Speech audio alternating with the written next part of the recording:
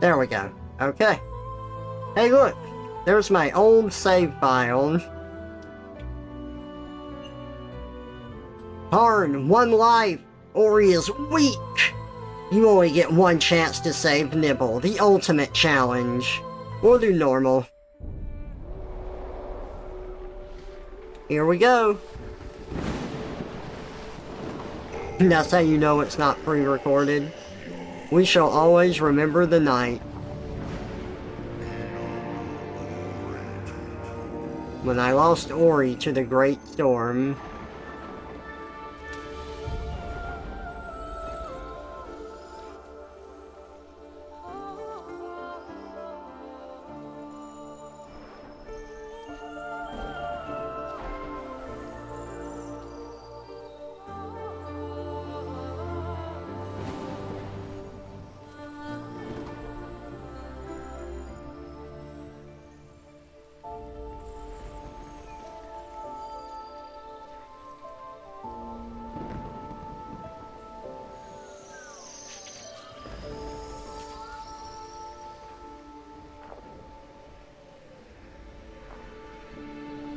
We get to play as Chubby Owl.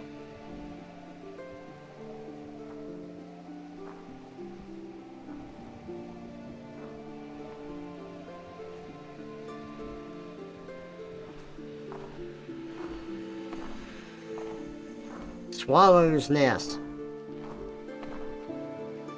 I cannot crouch or look up.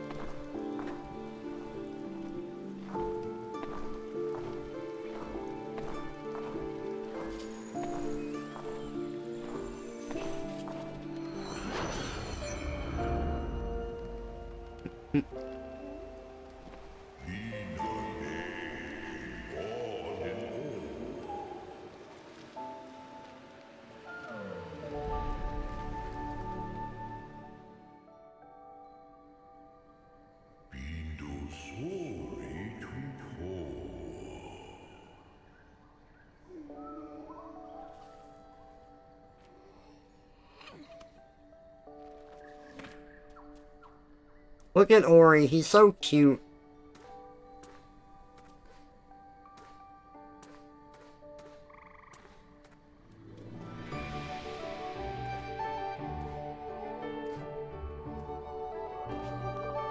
Ah!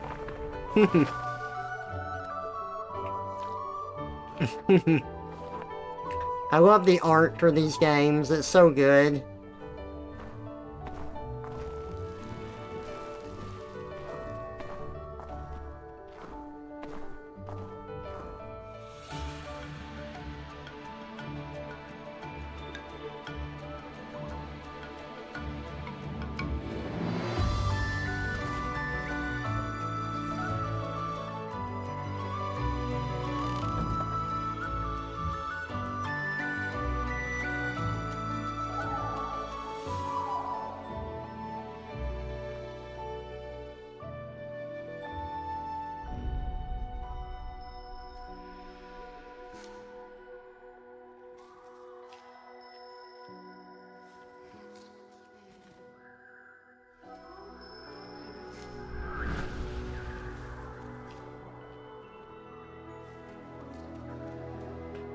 Time to put these away for later.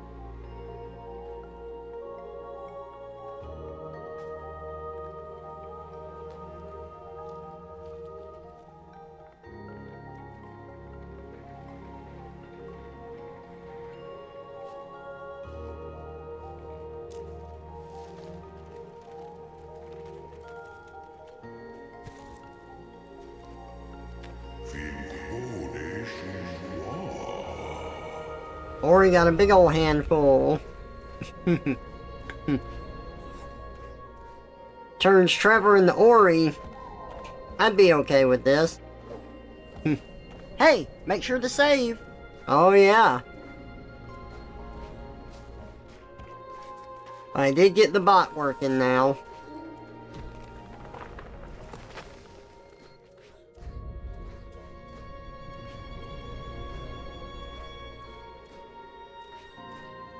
Leam! Nice.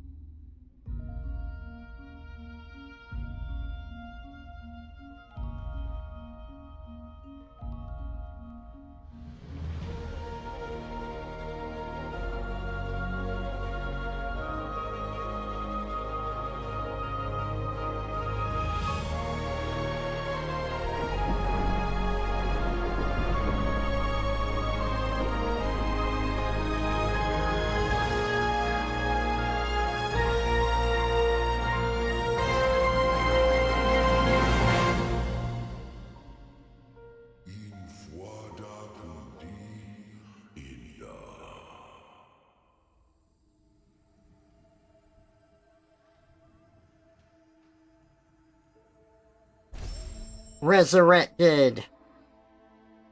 Hey, we're fine now. Look, we're not weak anymore. Look how fast we go. We can teabag at the speed of light. Look, I can do hip thrust and I can teabag. Yeah, all the important stuff is here.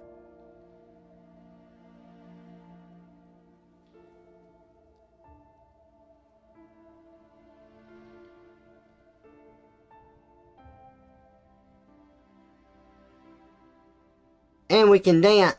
Woo! Look at us dance. Yeah, these games are great. I love these games.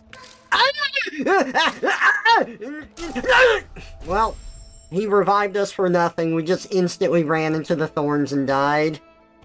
There's no more hope at all. Ori has such a good character design to him, too. Yeah, the beginning is very sad.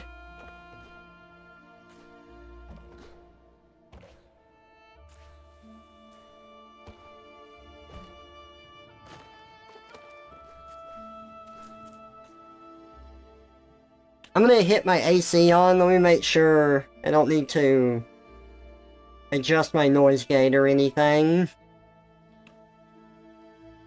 I did. I failed the one life achievement, and that's exactly why we're not doing that, because I cannot help myself, and I have to commit Sudoku so many times.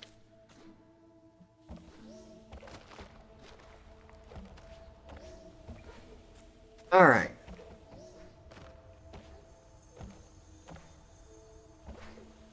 And thank you for letting me know about the redeems earlier, Absent. I had to open my bot. I had forgotten to do that. Uh-oh, look at that. Even though we can get past it, we still can't get past this. Ow! Hey, Big Yoshi. Welcome out. Good to see ya. Alright, see ya, Absen.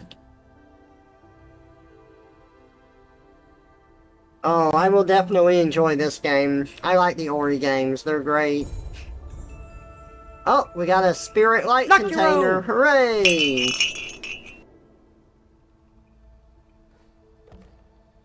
You 100% it was not easy. Did at the same time as the 3-hour achievement. Nice. It Naku. Well, we failed the one life achievement again. How many more times will we fail the one life achievement?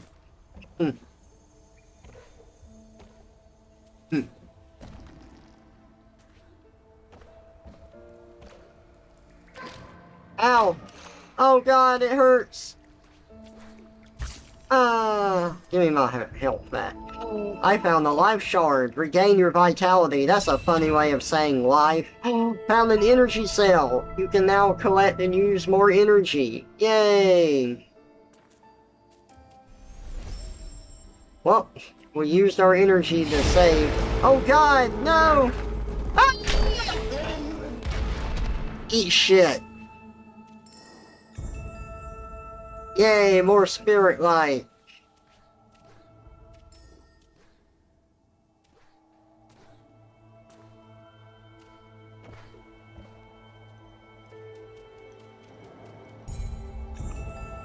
A spirit light container.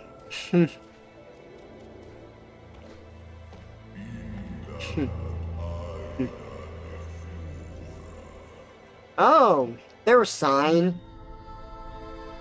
What? A sock puppet?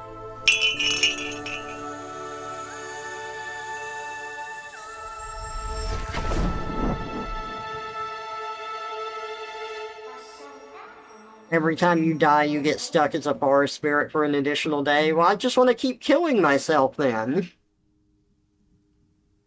My strength is returning. I am Sign, the light and eyes of the spirit tree. Twisting and was lost in this glen when she loosened her grip. Form stops on a dime. Leem! Back to Lemur, which is fitting for a game with so many trees. I can guide you on your journey if you allow me to come. But be still, can you hear that? They must have followed you here. Ow! I destroy. You gain an ability point. Okay.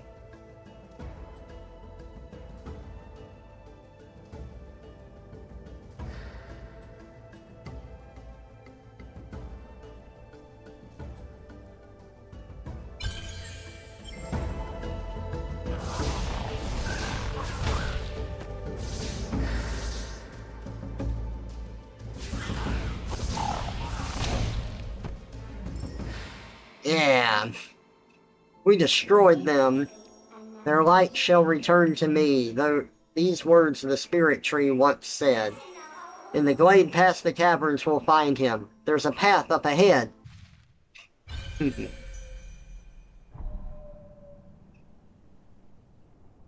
The spirit tree looks so far away, but it's so close.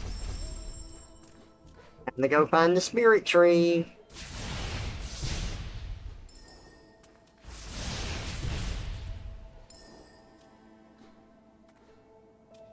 Oh, I thought I could bounce off that mushroom. There we go.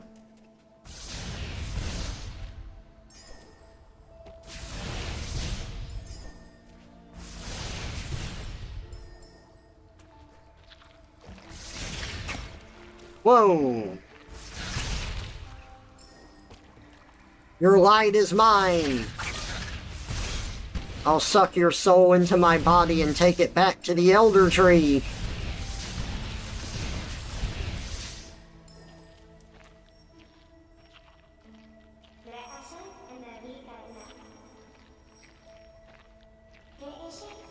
Spirit wells will allow you to replenish your strength whenever. Nice. And we can find them wherever. Oh. Okay. I can't get up there. Wait, what did that say? X to save, Y to warp. Gotcha.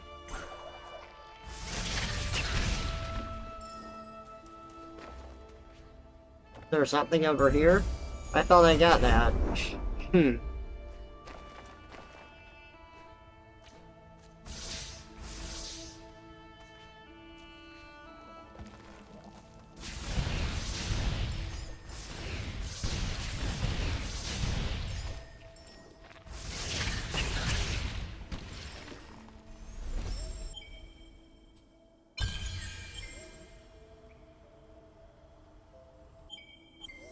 Okay.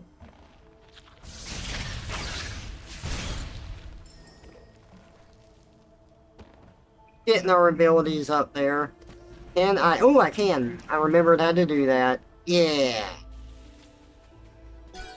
Just comes naturally.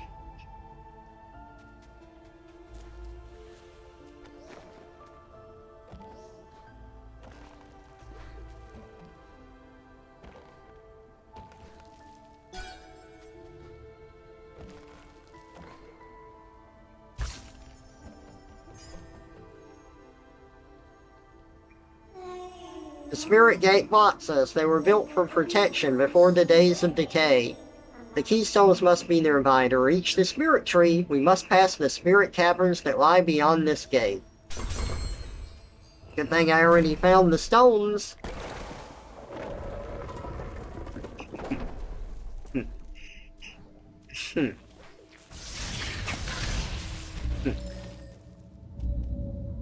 Spirit Caverns, Black Rebirth, Hollow Grove. We gotta go this way, but I need to see what's up here. A frog. He wanted to die.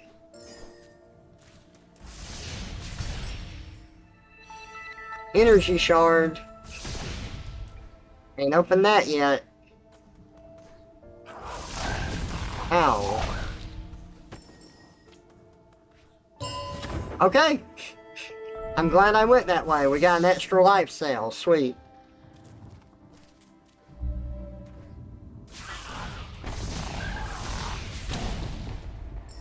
So I've had a friend playing the new Prince of Persia game, and it's a Metroidvania type of game. He just finished it, and he said that he's sad that it's over. He had a great time playing it.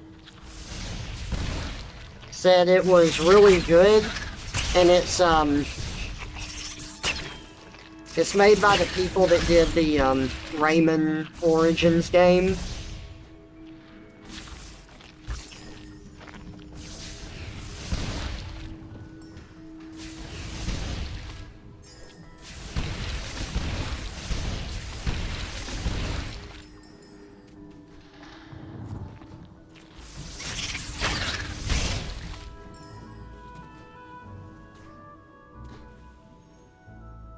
What have we got here? A map stone. Nice. Chart the forest of Nebel as it grew. There's a piece missing. If we find it, we might be able to repair it. Hey, look. Wait, can I go through this? I cannot. I can only see on the other side.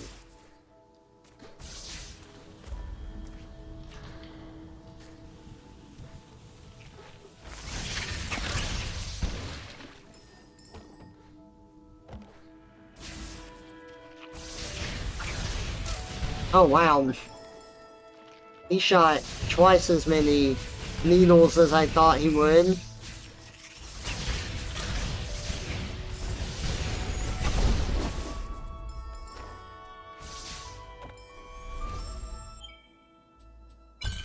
There we go.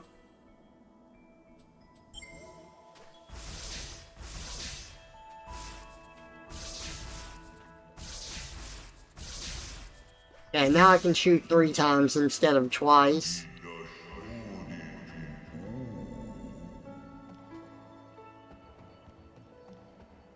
Or he's really small.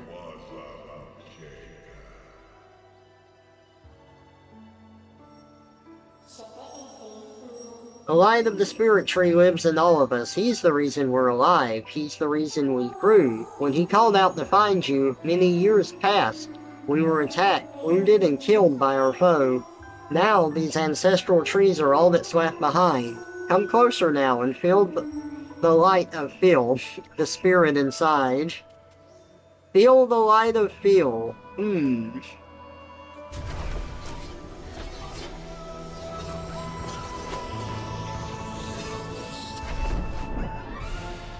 You have learned wall jump. Yay!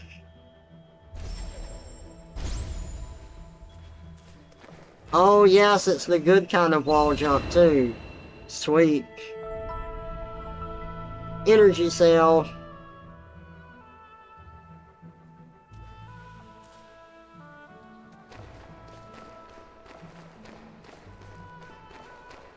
Look at Ori go! A little bit at a time.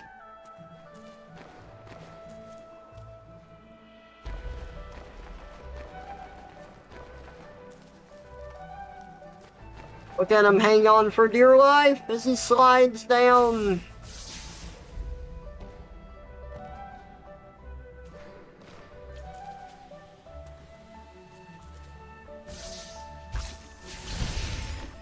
Oh, that was an exploder.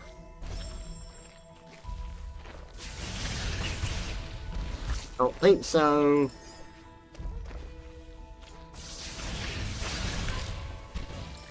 Ow.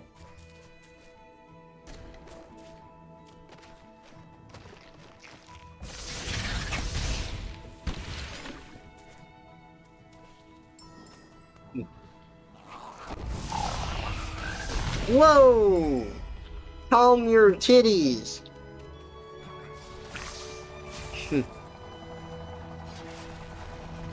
Oh, there's that goober that we're gonna meet later.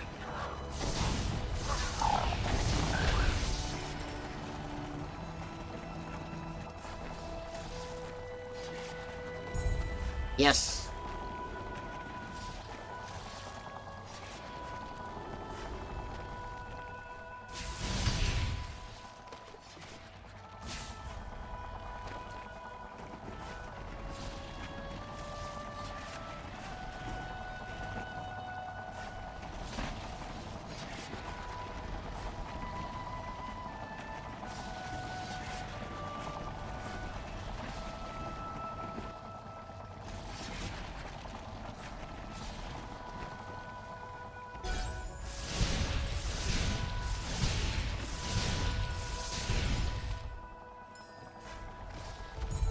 Yeah, boy!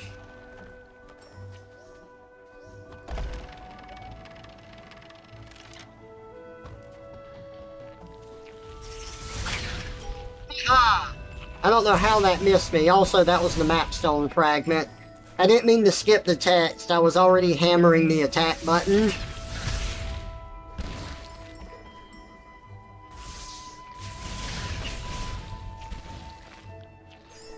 That guy is vicious.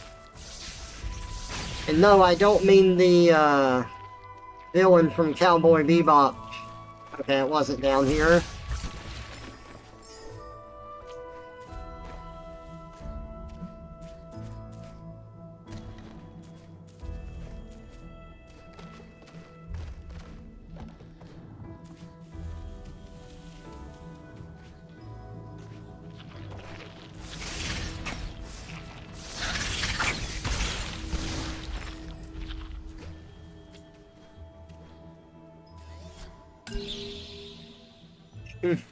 Trevori in the Blind Forest. Hey, we got a map.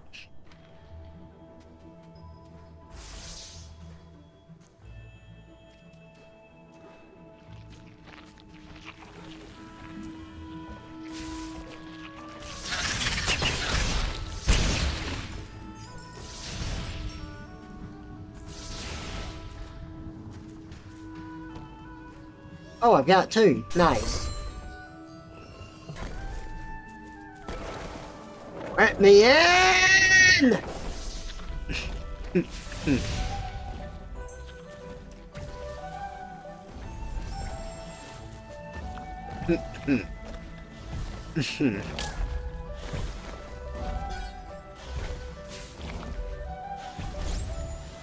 Oh.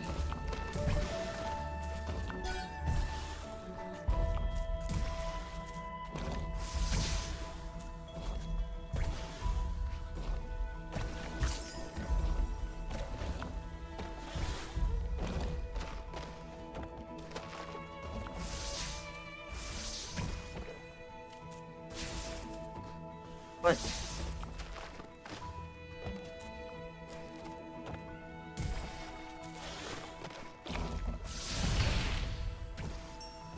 Wait.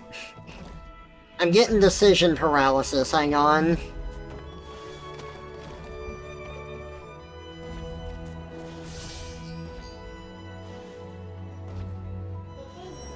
These energy gates were sealed by the spirits of the past. If we collect enough energy cells, they'll open the path. Oh, okay. So, do not have enough.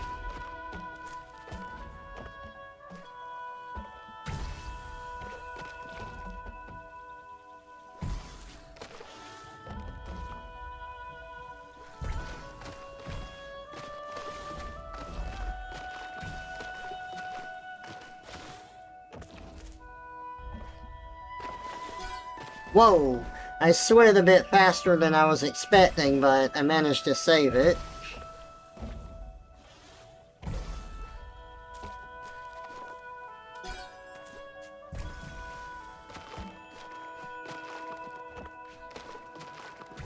Oh, the good news is, like, let's say I try to turn back while I'm on the wall.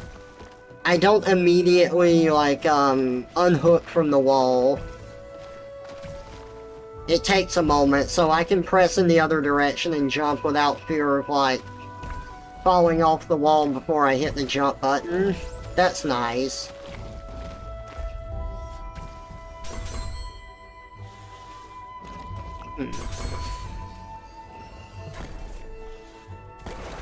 And the inability to reach it? Gotcha.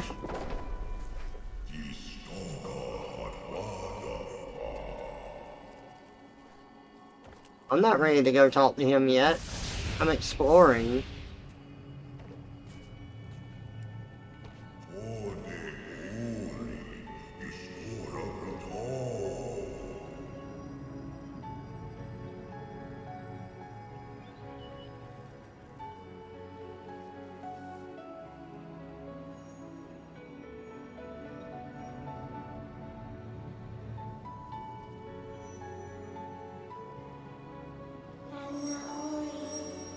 Ori, the spirit tree. He must have used the last of his strength to save you.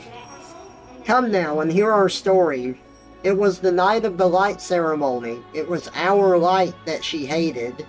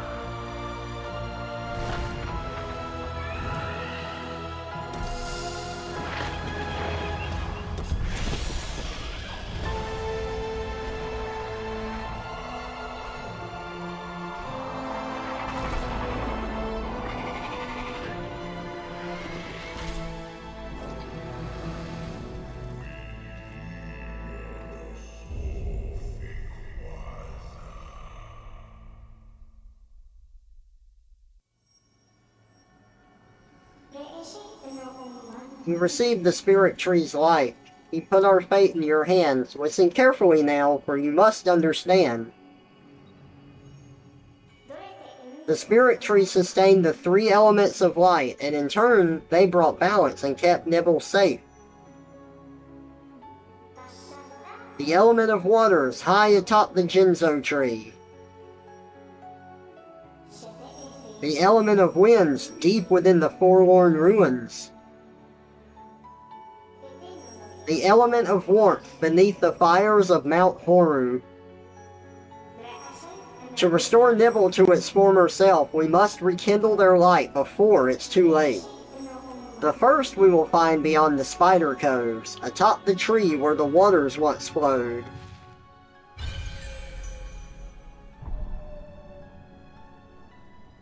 Gotta find our way over there.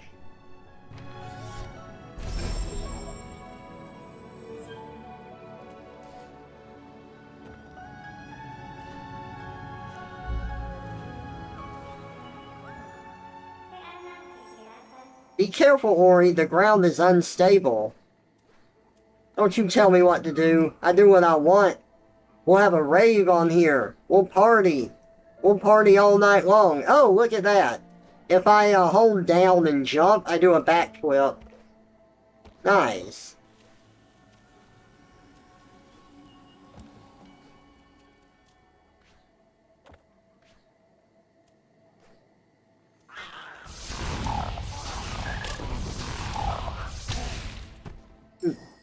I defeated him while doing nothing but backflips to move. Praise me. Oh, I see. We need him to destroy the ground for us. Right here, big boy. Yeah. Thank you.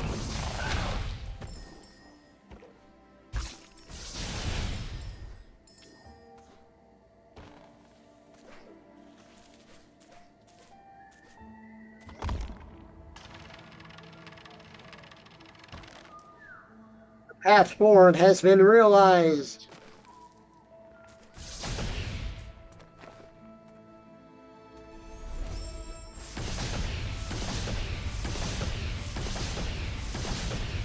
I think I need a charge shot to get that.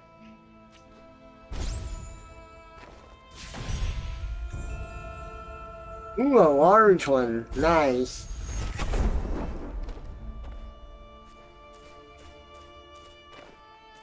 I think I just made a soul link.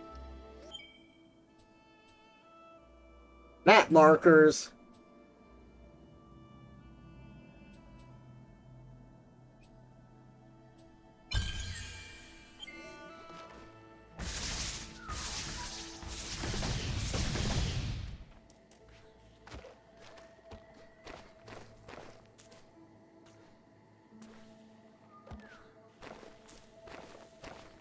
I go down there. And I'm kind of worried to go down there, though. Let's do it. Oh! There we go. Okay. Anno, the spirit that died here, was strong and courageous. Listen to his voice. He was able to focus our light.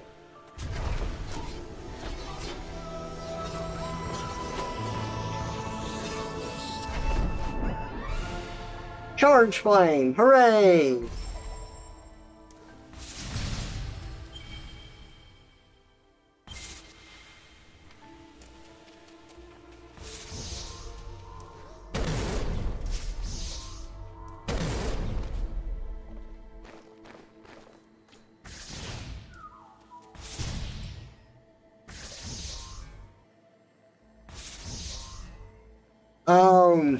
It uses, Alright, so what's this? Charge flame burn. Oh, I see.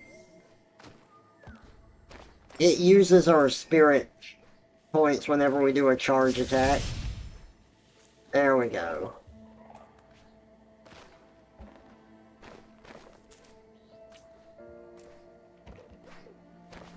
By the way, are there any audio issues? Do I sound okay? Does the game sound okay? I've had a lot of audio issues recently, too.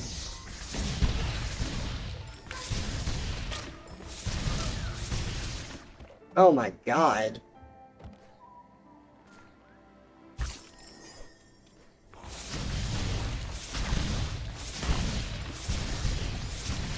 Yep, that's the safe way to deal with those. Ridiculous enemy.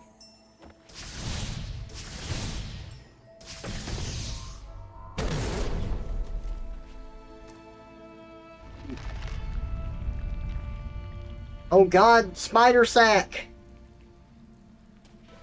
We're gonna get wrapped up in a web and cocoon! No!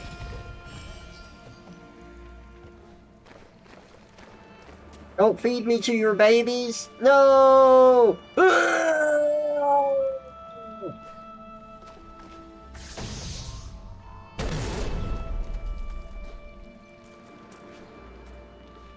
Oh, I see.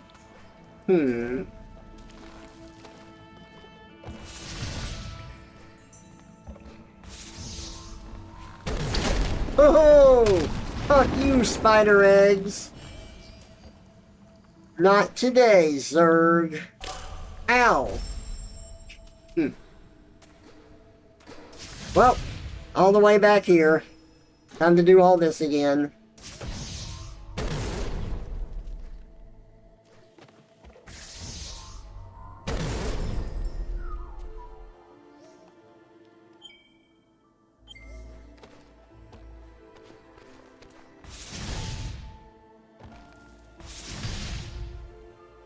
Oh, come on. To me.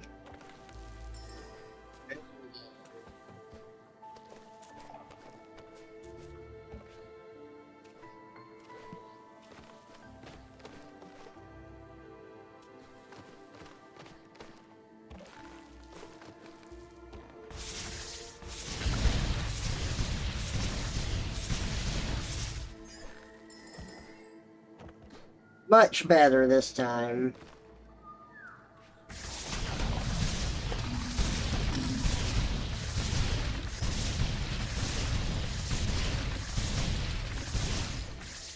Man, fuck that enemy.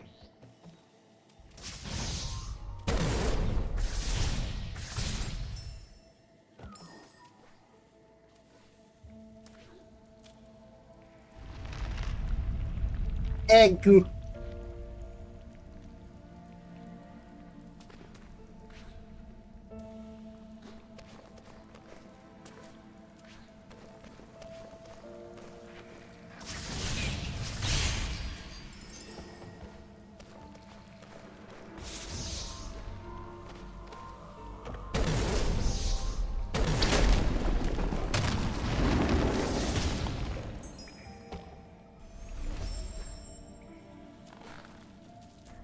There we go.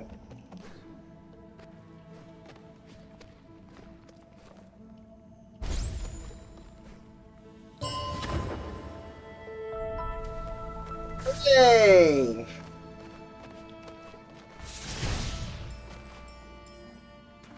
Wow. I barely made that jump.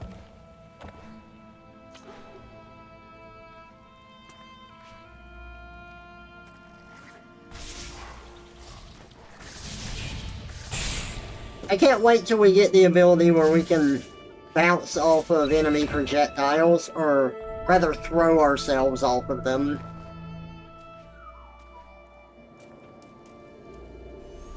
That'll be fun.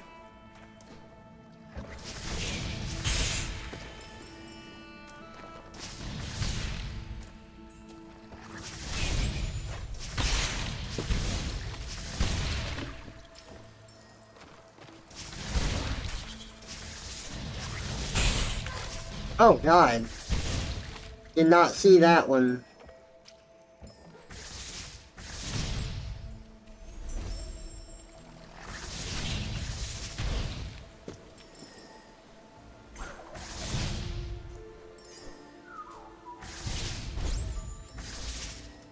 The link is ready.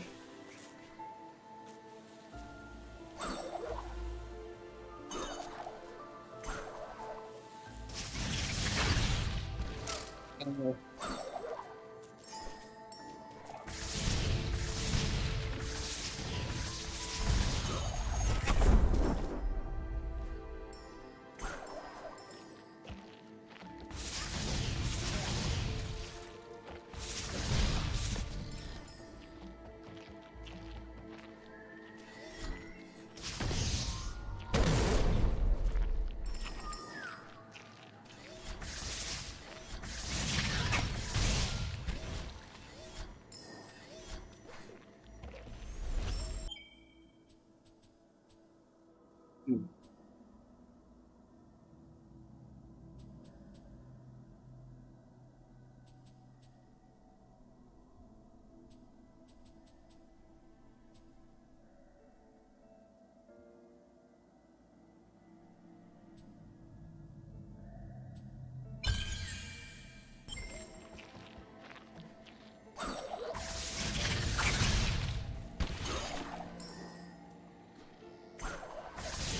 the map marker.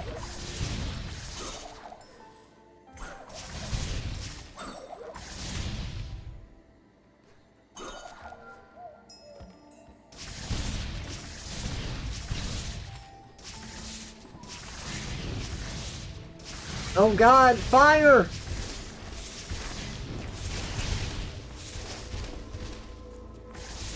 I'm not ready for this. They're so angry. They're so aggressive.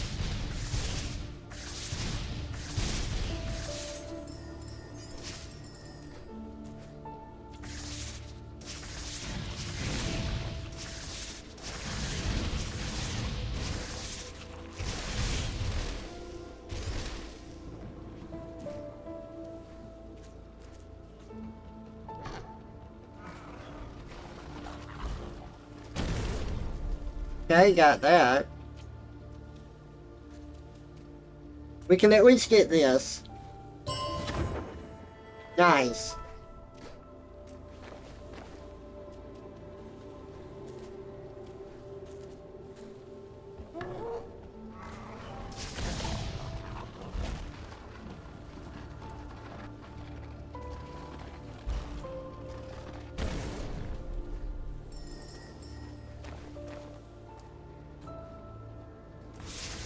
No, he respawned!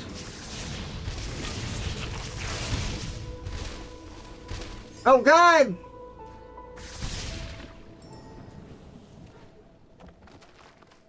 Hey Noel, welcome out. Doing good. Thank you.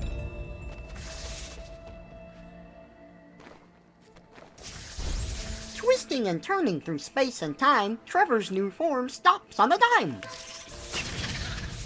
Wow. Hooray for Birdo!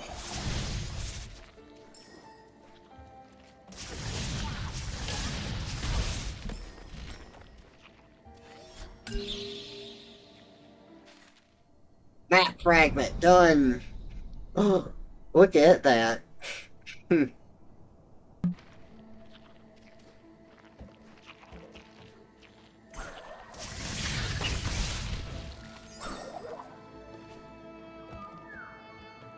Ooh, think we can get up there? Yeah, I definitely think we can.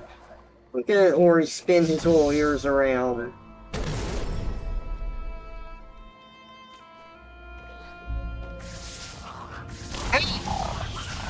No! Froggy is dead. Uh-oh. Look at that thing. Gonna get us. Froggy!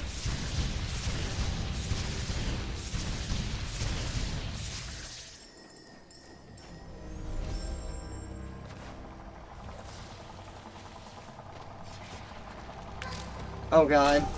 Yep. I didn't see the thorns in the ground. Good thing I made that save point, right?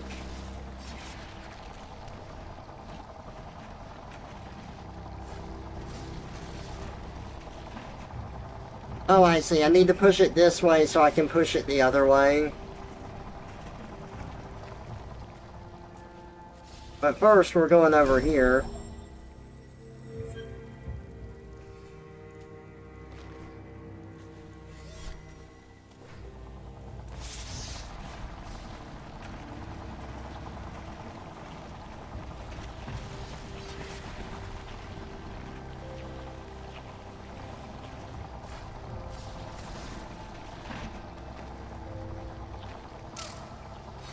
Oh. Do you mind? I'm trying to progress in this game. Some of us are trying to have a good time.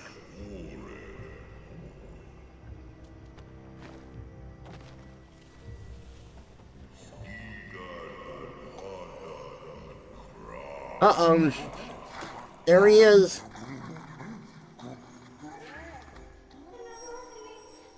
So gangly. A Guman from the Forlorn Ruins. We must follow his steps. We must get what he stole. Regain the water vein.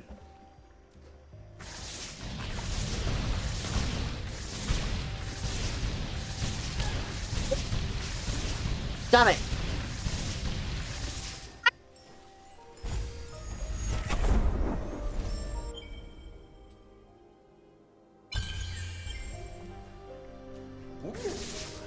Come here! I'm gonna get you! Oh god! I'm falling right into his trap!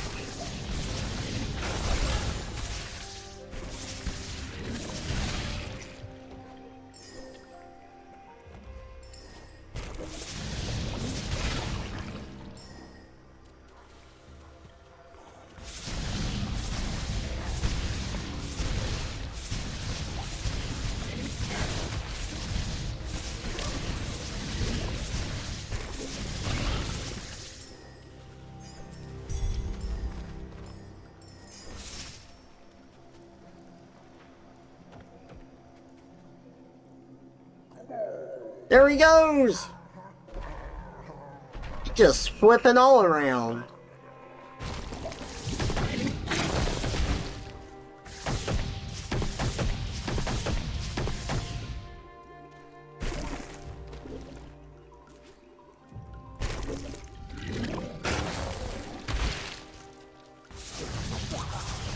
Whoa! Calm your bloated throat. Leave!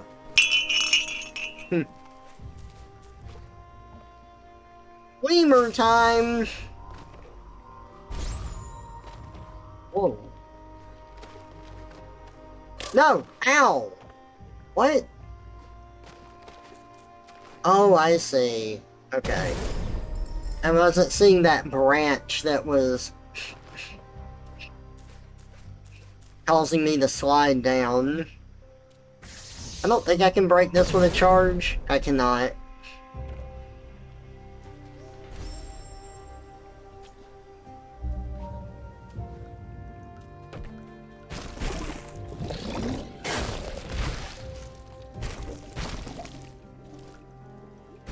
Over here, big boy. Right here. Come on. I know you can do it. Ow. Woo! Barely dodged that one.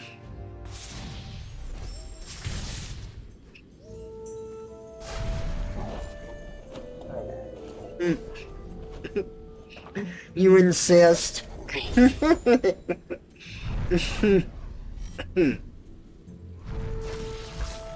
That was close.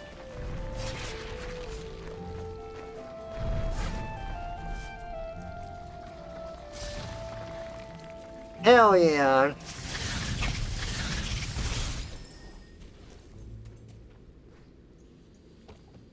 No, I want to get up there.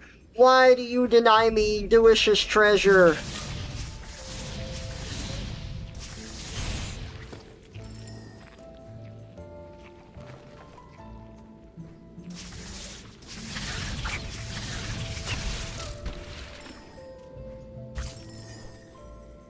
Like you.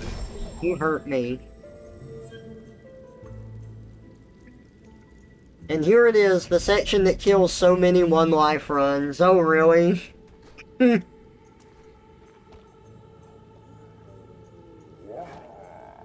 God damn it, you Gonzo, or whatever he called you, the Gizmodo. What's his name again? Garland? Giovanni? Gestapo? Oh. One life runs over. Sorry guys. I wanted to keep playing. This is all in the afterlife. This is in Ori's head. Like, as Ori is dying, this is what's going through his head. He doesn't actually save anything, but this is what he wishes would happen.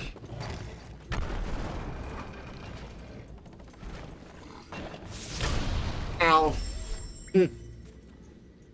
And then he's like, no, even in my mind, like, I messed that up. We have to do it again.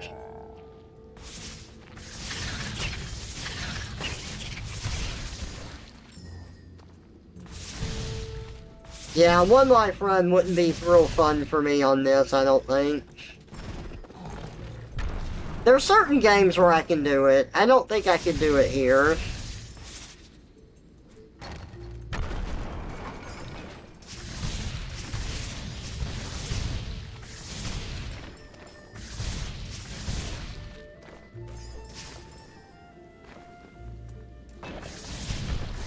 Of course, my tune could totally change with that. If this, like, became a game that I played over and over again and I got real used to it, my tune could absolutely change.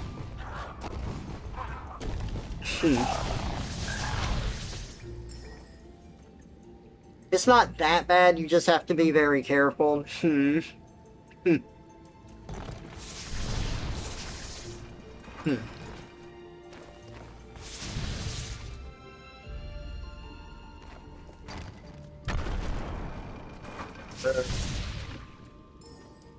Come on. Yeah, boy!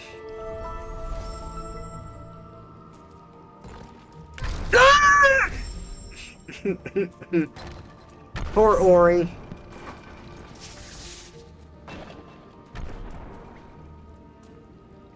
That water's poisonous, right?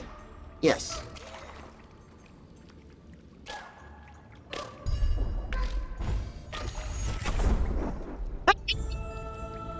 Yeah!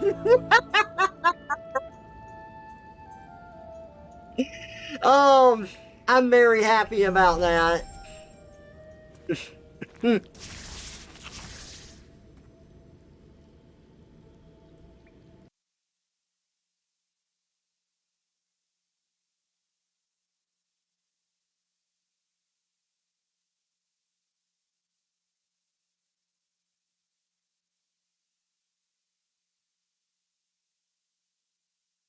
That was great. Alright, give me a moment.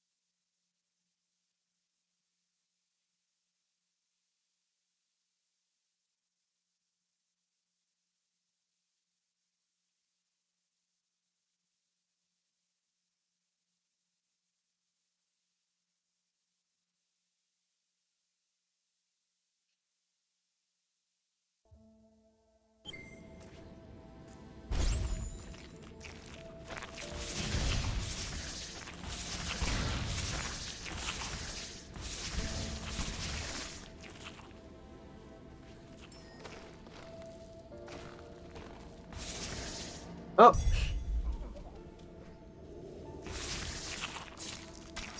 Oh god, okay, that's all poison down there. Okay, I think I've gone as far as I can this way.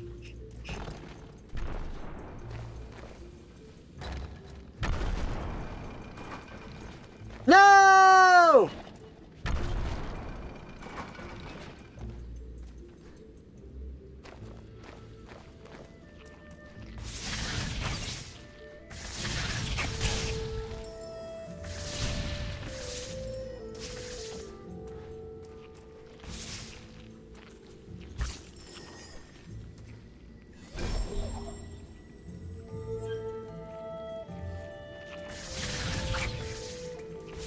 Hot diggity dog. Oh. Okay, give me one moment. I'm gonna have someone hop in the voice with me.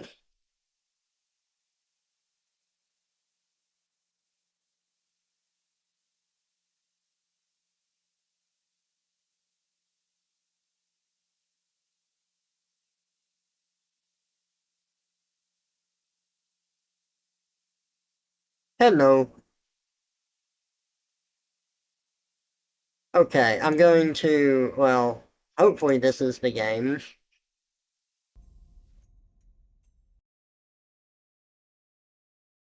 Oh no. Don't scare me like that.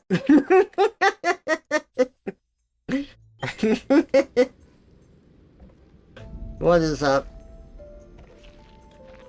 Yeah. When's the last time?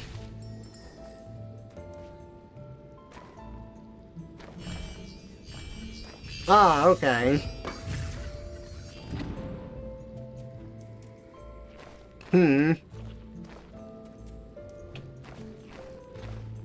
Like, a while back, but not as far as I thought it would. Hey, Kitsina, welcome out. The owl is over. She's dead.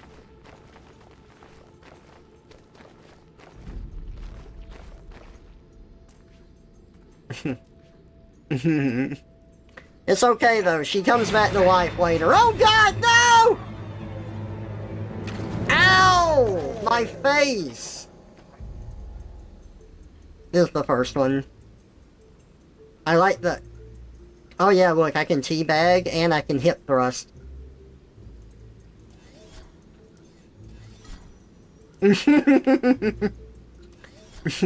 I guess, Ori does have that sort of look to them. I really love their design. It's fantastic.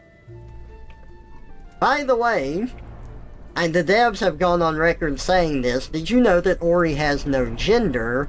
Ori is meant to be a mascot where the person playing them can project whatever they want to onto the character. Whenever Ori is talked about in the game, they're only referred to as Ori. So, Ori can be female, male, non-binary, just whatever you want Ori to be, and I really like that. Oh, really? Okay. Give me a second. I can fix that.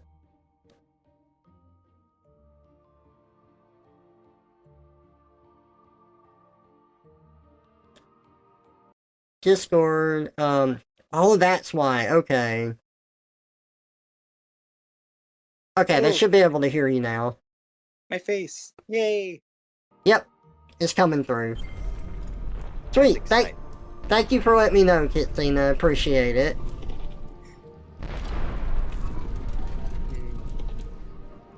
Oh. You... dirty, dirty dog. What is Ori Got again? it. Like, spirit? Yeah, Ori's a forest spirit.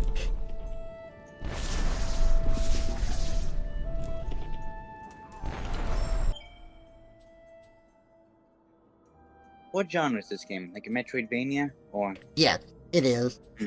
This and the sequel are both that. Is this one of those situations where, like, you get new powers and they let you explore further? Yep, it is. And it's a Metroidvania where, you know, it actually has level design, unlike other Metroidvanias that don't have any level design and they're terrible. So you prefer this over Metroid Dread? Oh, vastly. I don't know if my chat is actually aware of how much I hate Metroid Dread, but I do not like that game at all. And it made me sad because everyone was talking about how wonderful it was and how great Metroid Dread was, and I really hate that game. For retconning lore and for being just a very terrible Metroidvania. Well, technically speaking, the lore that you hate so much came from the 3DS remake of Metroid 2. I didn't like it there either. I didn't even know about the warring faction until like someone told me because I didn't like that game enough to do the bonus stuff. Aw.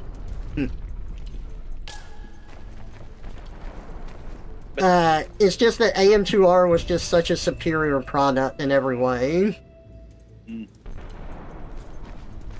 I need to do a proper Metroid deep dive someday, but Yeah. as cool as I know AM2R is, that the official remake of what was it called, Samus Returns, Samus Returns is the official one, yeah. that one still looks pretty cool in of itself. It's not like, okay, so here's the thing. Metroid Dread is pretty cool with some stuff it does, and so is Samus Returns. And I would say that fighting Metroid and bosses in Samus Returns is probably the biggest highlight of that game. But they're bad Metroidvanias, and they're not good Metroid games. But I guess that's another issue I have. I wouldn't refer to a Metroid game as a Metroidvania. It has a different feel to it, even though it falls under the classification. But it is Metroid. But that's more of a nitpick for me. Metroid Primevania. God. This is a Metroid Primenia? That feeling when a Mother Brain and Dracula have a baby together. Oh no. Was it the mother brain with big lips? Because at least he had something to kiss then. Yeah. Did you ever watch Sonic for Hire? Sonic what? Sonic for Hire. Oh, that. I think I might have seen some of them, but they were funny, but not quite what I was looking for either. For some reason, I did a binge of that back in 2018, and eventually new episodes happened. I watched those too, and in that web series, Mother Brain, like the original NES, right? She shows up every now and then, and she's just this drunken, promiscuous character who has an illicit baby with Sonic. Oh, that's really funny. Oh, Did Sonic carry the child? What was that?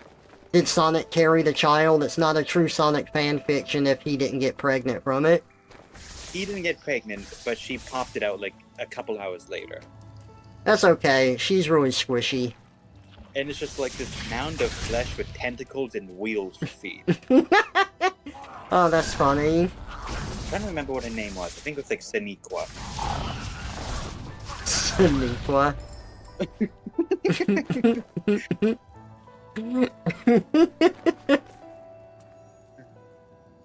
New tree. An ancestral tree, Liru lay here. She was swift, agile, used to cut through the air. Absorbing the soul of a dead person. I am. I'm absorbing everything's soul. I meant to bring life to the forest, but all of their soul shall belong to me. Just like Hollow Knight. Yep. You like Hollow Knight, right?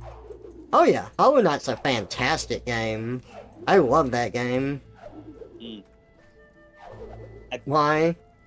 I think the most common criticism I've seen for that is it's too big and empty. But I don't have any horse to back in this race, so to speak. I can see that complaint because it is a lot to travel through, but I personally didn't feel that way. I have played other games where I have felt that way. That's not one of them, but I can see why people would. Of course, I've seen a lot of the Silk Song memes. That game's never... I know, it's becoming the next Half-Life 3. Oh god, Half-Life. Now, that is such a bizarre series, because, you have Alex, but then what else has happened? Well, I guess some Portal stuff, but still. Dude, I need to finish Alex. I wanted to stream it one day, but I couldn't get the VR stuff set up right. So I haven't yet. I watched someone play the ending portion, so I know how that goes. I know how it ends. I've actually watched that stuff, and I still want to play through it myself, because it's fun to do. It's a very good VR game. I'm surprised you would spoil that for yourself, to be honest. I don't remember, like, if I had it at the time or whatever. It's, I really like Half-Life, but that's, like, a series where I can... I don't know. I'm not as interested in taking in the story myself. I don't mind if it's spoiled or whatever. I don't know. It's weird. Like, I like it, but... Did you ever play that Black Mesa remake thing? Yes. I think I've seen someone play through most of that, but then I forgot what the person's username was, so I never actually got to give a reaction to the ending. I don't think I ever beat Zen. I think I was on Zen and I just never finished it. I beat the original Half-Life. Didn't they, like, vastly redesign Zen in the remake? Yes, they did. And I remember it being fun. I'd have to go back and look at it. I have a friend that does not like Black Mesa. And I think they have solid reasoning. I had fun with it. I think the graphics look great. I think the gameplay's fun. But my friend... Well, my friend's reason for not liking it is... Yeah, let's get that. Is that it's more of like... Instead of being the actual experience that Gordon Freeman went through, it's sort of like the exaggerated experience that you might hear someone tell when they're, like, talking about their tale. And he uses, like, some examples in the game where it's like, okay, so in this area you fight, like, 2 or maybe 3 military guys tops. But, like, in Black Mesa, there's, like, 20 of them in this area. And, like, Right. some things are a bit overblown in that regard. And it ruins the feel for them. A part that I enjoyed, from what I've seen, was a section, I think it was roughly mid-game, where, like, the facilities, like, AI gets overtaken and replaced by a new voice. Oh. Because, like, it starts off as this feminine monotone, but then it becomes this deep militaristic thing. Oh, I think I remember that. Yeah. That was fun.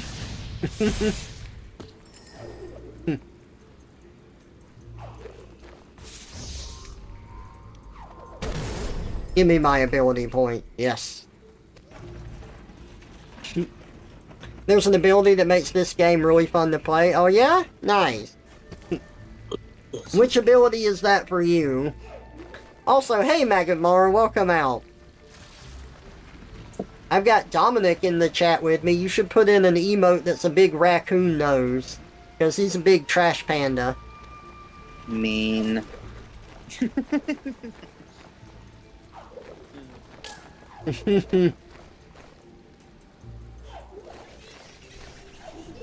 Well, that's a monkey face looking thing.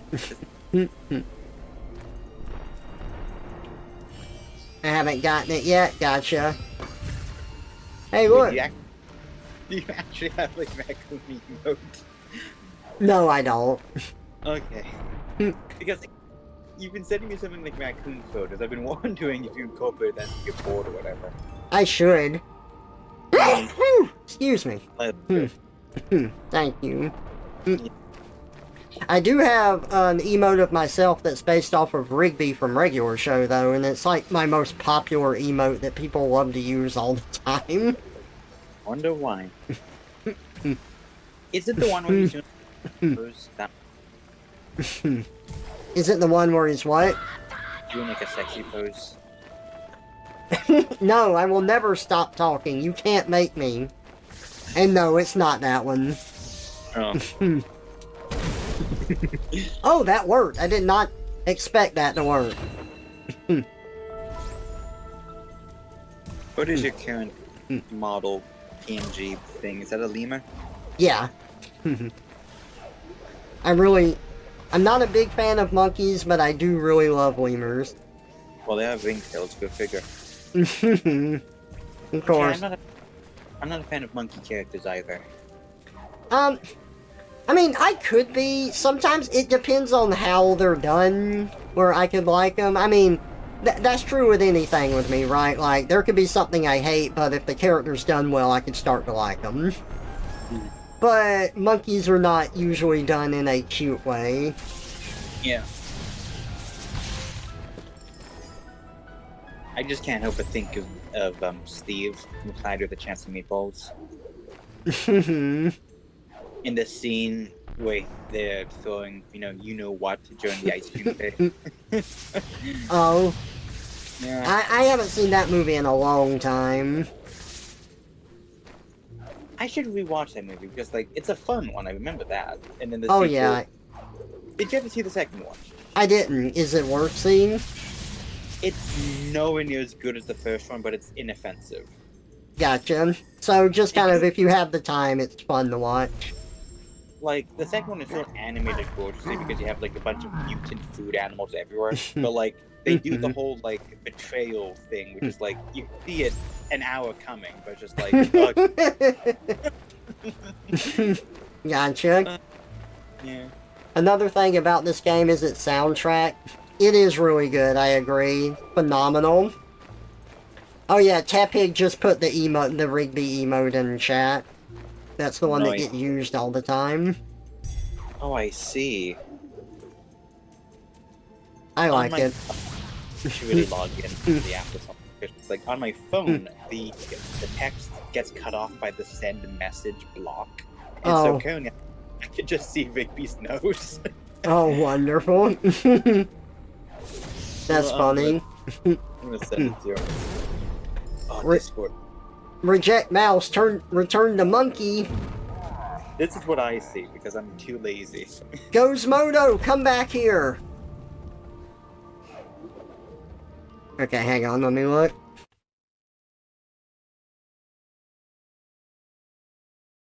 Oh, that's funny. Also, have you been having issues with Discord on your phone lately? Because I have. Twisting and turning through space and time, Trevor's new form what kind stops of on a issues? dime. It's when I try Kubo? to Kubo! send an emote or post a picture. So like when you're trying to access like your photo gallery or when you want to access an emote, the box from the bottom is meant to slide upwards and give you your options. But for me, it gets stuck at the bottom. And so with emote, I just have to keep. If I want to send an emote, I have to keep being out of the text box, clicking it, opening it, and just going back and forth until it eventually opens up the emote. To open up my camera vault, I have to drag the photo gallery from the bottom of the screen upwards. And I it's have- just so, yeah. I haven't had any problems like that. But I am so sick of the UI designers for Discord because they're fucking terrible. They are Yeah. like dead set determined to make buttons require multiple clicks to do something, and I don't know what idiot is in charge and why that is their prerogative. But holy fuck, I used to be able to click the button and it opened up into my photo so I could send the photo. Yep. But now it's like I click the button and then it's like, okay, do you want links, photos, or this other thing? I'm like, I just want to access the photos like it's always been. It's the same bullshit they did on desktop. Where like I could Yep. click the plus button and just send a file, but now, it's gotta be that shit where it's, oh, do you want this or did you mean to do this? Okay, I sent you like an example of what I have. Look at this. Yeah, we got the water vein. We almost ripped that guy's arm off. Instead of like picking up the rock off his arm, we just kind of slid it off as his arm got drugged with it, and like tore all of his flesh off of his hand, and almost ripped his arm off of his body. But now he's Amazing. our friend, and he likes us. Yeah. Kupo indeed. Yeah, look at how this is like just stuck. Okay, 1 second.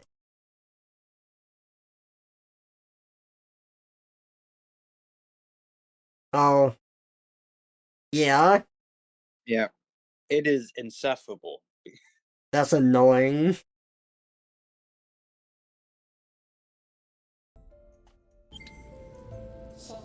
Remember, the element of waters rests high atop the Jinzo tree. We shall bring back the waters. Let us return immediately. Did you ever watch Frozen 2, Trevor? I did not. Honestly, I don't think anyone gives a damn about spoilers. I'm just going to ramble about it. Oh, yeah, go ahead. So, in that movie, Elsa's powers are kind of like being weird because something's like calling to her. And so eventually, she, Anna, Kristoff, Sven, I think, Olaf, obviously, they end up going to this far-off land where there's a whole bunch of nature spirits that live. And there's this revelation that there is a fifth spirit, a fifth elemental spirit. And that's what the element is. Holy. No, it's ice. Oh, what? It's yeah. So It's the a fifth subsidiary of water? spirit, exactly. So it's just Elsa, and it's just like, oh god, I was just laughing to myself in the theater when that happened. Yeah, So- it could have been like Captain Planet. Water, Yeah. Earth, Heart! So, like, statistically, would that mean that like must could be a sixth element? Oh boy. And oh god, that movie is suddenly comes back. You. For some reason there is this plot, this subplot where Kristoff is trying to like propose to Annie, but like he keeps tripping over himself, and then Anna gets like freakishly paranoid about like what he's trying to infer, and it's just like, this is the conflict you want to go with. Because it's just like, oh god, I know it's something, but that is honestly, I don't even like Frozen 1. You know, I ranted about that with you, so it's over. But it's just like, you know, now there's gonna be like a third one. Well, it's like, fuck. The only good thing that came out of Frozen was the season 4 subplot in Once Upon a Time. That's it. Weren't you a fan of, like, some designs, like, in the concept work of Frozen? Like, with her Yeah. dress? Yes, I did enjoy those back when Elsa pretended to be the villain. Like, that's the thing about villains. They usually always look fabulous. Especially female villains. You know, Yeah. Gaston's outfit is generic as shit, but like, Ursula, the Maleficent, Proto Elsa, they look amazing. Well, Gaston made up for that with his personality. Whoa! Slow down, Maurice! Fair.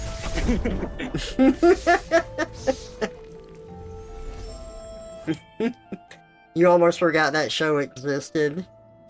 I don't let Trevor forget about Once Upon a Time because I love the fuck out of it. I have watched through all of Once Upon a Time with Dom. We watched every single season. Yep, and the spin-off in Wonderland as well. Yeah. I was surprised that I liked that one.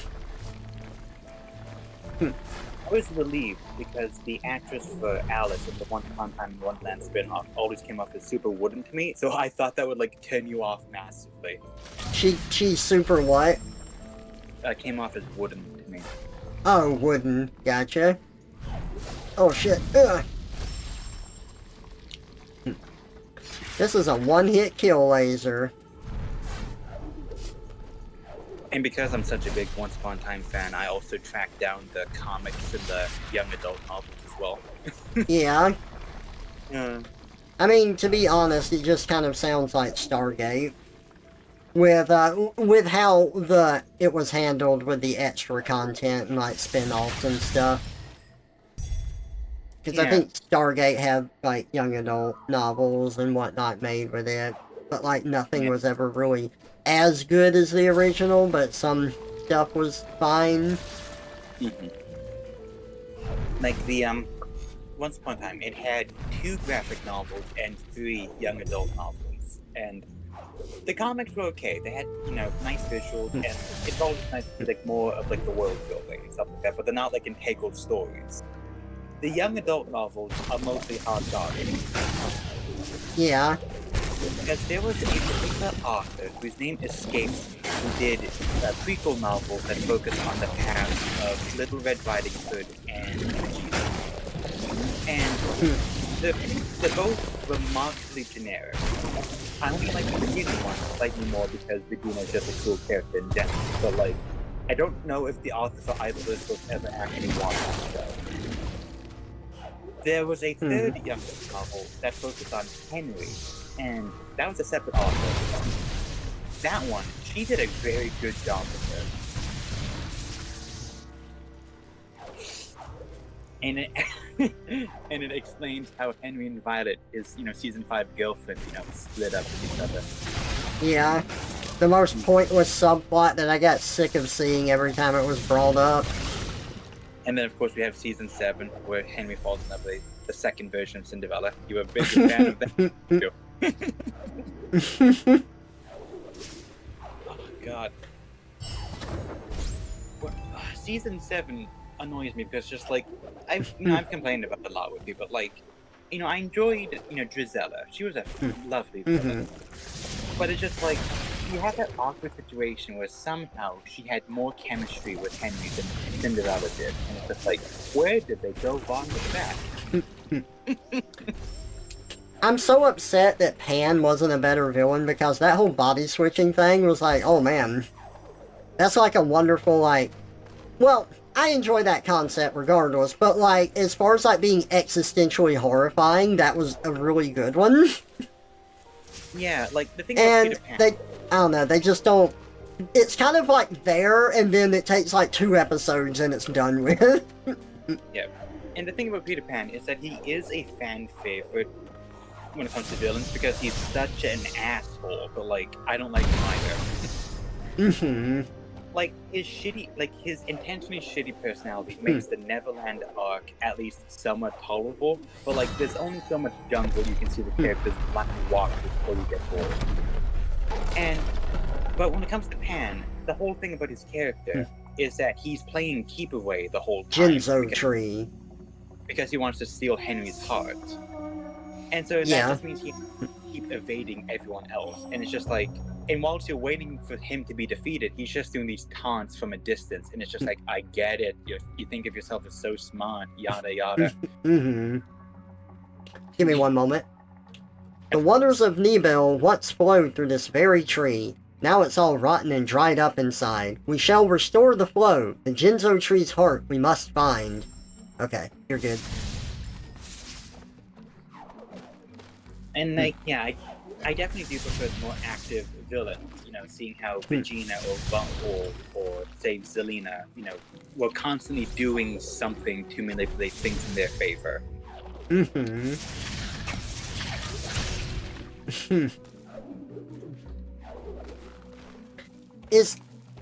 The show is interesting to me in the sense that they would go so hard on making the... How do I describe this? Meme! Oh. Back to Lemur. Here's a fitting form for this place. Yeah. The show would go so hard with, like, it was set up to be like a fairy tale thing. Yes. But then characters would go really hard on, like, oh man, Henry, you're crazy, but I'll never call you crazy because you don't like being called crazy. But this is all make-believe, and you're crazy, and none of this is real, and the real world sucks, and it's awful, and the real world is just people working jobs and being depressed all the time, and your mom's just, this person. And, I don't know, it was interesting for drama, but, like, they went really in on that. In fairness, they did reveal that the fairy tale stuff is, in fact, actually real as early as episode 5. Yeah. Before episode 5, you could say, oh, this was just a coincidence. But then in episode 5, we see that Snow White's coffin is underneath Storybrooke because the curse had brought it over by happenstance. Ow. And then, of course, you have the whole thing with Regina crushing a heart in episode 7, thankfully. Mm-hmm. I crush your heart. They killed him off really quick. Who was that guy's name again? Ram. What was it? Ram. Ram? Ram with a G. Graham. Gotcha. Yes. Yeah. That was really interesting because they were setting up this plot with like this wolf with heterochromia. Yep. And everything, and it was supposed to be some sort of special thing with him, and then he was just dead. And they weren't really that liberal with killing people after that point. He's like the only one that actually stayed dead. Well, Robin also died too. Yeah, but they brought him back. Well, it wasn't the original Robin, it was a clone that had his own life. Well, it was from the Wish Realm where things didn't matter until the writers were like, actually, wouldn't it be dramatic if things did matter here? That would be really funny. We just have like Regina committing murder, but it doesn't count, but then it does, and we never really acknowledge that. Yeah, I was not fond of them doing that. So... She just like kills Emma's parents right in front of her, and Emma's like, she's like, oh, don't worry, they're not real. For context, That was so fucking funny, man. For context, in Fun Time, in the 6th season, there is this subplot where a genie wish creates an alternate reality where everything is happy, and Regina has to go and rescue Emma from it. And then Regina ends up murdering the Wish Realm copies of Snow White and Prince Charming because she thought they were just illusions. But then comes season 7, it's revealed, no, these are physically real people. And, you know, you just traumatized their grandson. Having a hard time on this. Yeah. Yeah. I was not fond of doing that. I really do wish they just had the Wish Realm go poof at the end of season 6. It just like, I guess it gives you writing stuff to work with, but it's just... I don't know. You would think that season 7 would have just focused exclusively on the new Enchanted Forest, where, you know, the second Cinderella. But no, you know, it just segues. It segues hard into the Wish Realm stuff again. And it's funny because, like, the new Enchanted Forest that's introduced in season 7 was never actually given, like, a proper name. and that's unfortunate.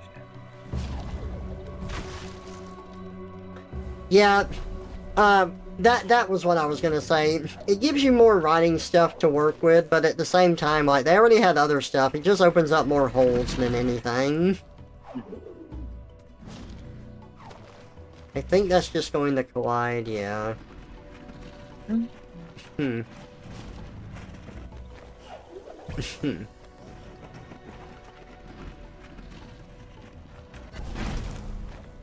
Uh-huh. I really like the dog curse. You like what? The dog curse. Oh, yeah. Out of any plot device I've seen in the show, that's my favorite thing ever.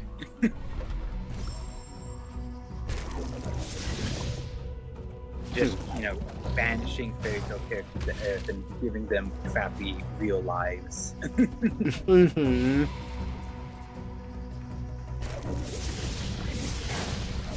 Oh, I have to kill this thing.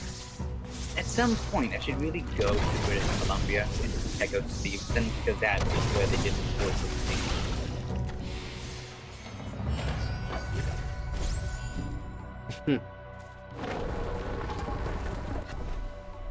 It's funny that the clock tower doesn't actually exist, though. That was always CGI. CGI had a problem. Oh, it was CGI? It wasn't even a practical thing? They only used practical and had like a zoom in on it. Oh, interesting. I did not know that. Or I don't remember you telling me about that.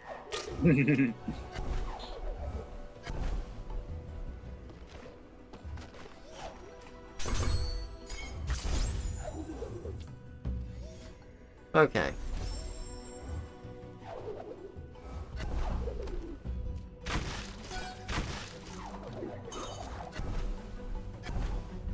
Oh, I see. And that should put us there. Perfect. Door Hey, Trevor. opened. Yeah. Do you remember how the show did Ursula? Oh god. Remind me, because I think I hated that, didn't I? I hated it too. So, in the second half of season Oh, 4... hold up. Sorry. Cries of dismay I hear deep inside this ancestral tree. Reem was agile. He dashed through the air. Listen to his voice, the wisdom he shared. I think this is the ability I really love in this game. Yeah. So, in the second half of season 4, Rumpelstiltskin has a team-up with the show's version of Maleficent, Ursula, and Cruella. And he's promising that he will be able to get them their happy endings, and Ursula doesn't even get a chance to do anything that's actually villainous. She grabs a few things with her tentacles, and that's it. before she's reunited with her father. Man, I do not remember this. The thing I remember with Ursula was when Regina was pretending to be her. That's like it. So, that, I enjoyed that, because the interesting thing about that is that Regina wasn't impersonating the Sea Witch version of Ursula technically. In the show's universe, she was impersonating the goddess that the witch version was named after. And so, oh, right, so there's more than one Ursula. I forgot about this. My god.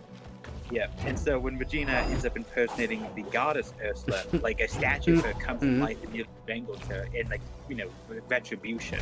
Don't do that again. And that was cool. Oh.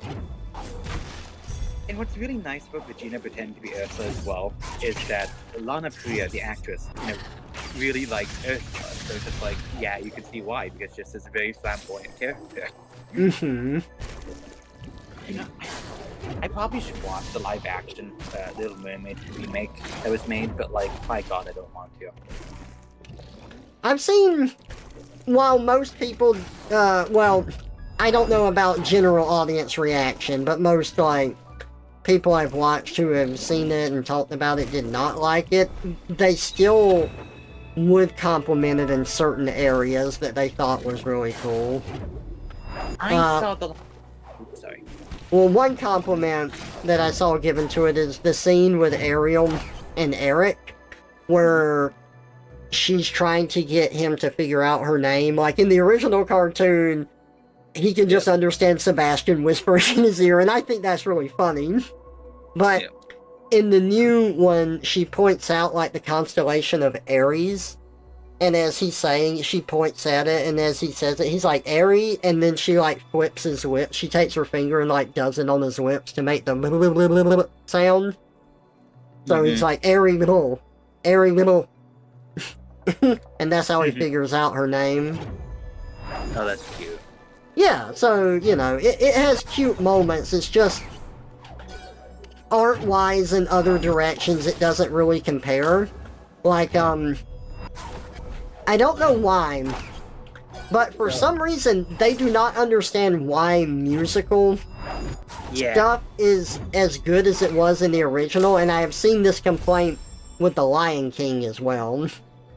I saw a clip of the live-action version of Four Unfortunate Souls, and it is bizarre, because, like, because it has this slower pace tempo in area, so Melissa McCarthy does, like, kind of sounds exhausted, but she also has, like, a deep, raspy voice, instead of kind of like the, more bombastic, drag queen type of vibe of, like, right.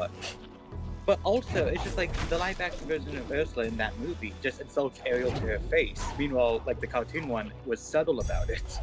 Yeah. Like, the whole, like, the pathetic line. Like, that was an offhanded remark to, Flotsam and Jetsam. Yeah, and she just says it in the new one, doesn't she? Yes. So, it's the same thing with The Lion King, where I saw YMS do a breakdown of it, and he's talking about, this is the one that stood out to me anyway, where he's talking about the the scene in where the stampede. Yep. And you have the music going on there, and he's like, look at how this music is done in the original.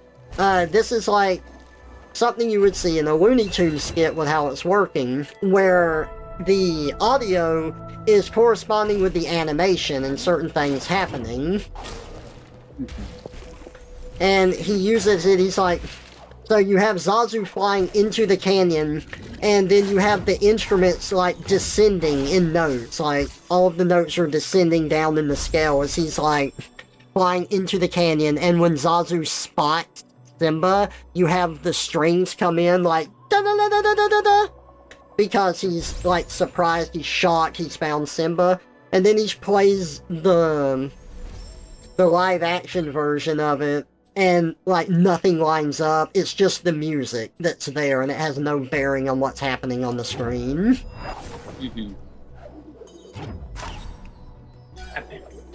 I think they announced that they're doing a live-action prequel movie as well. Oh boy.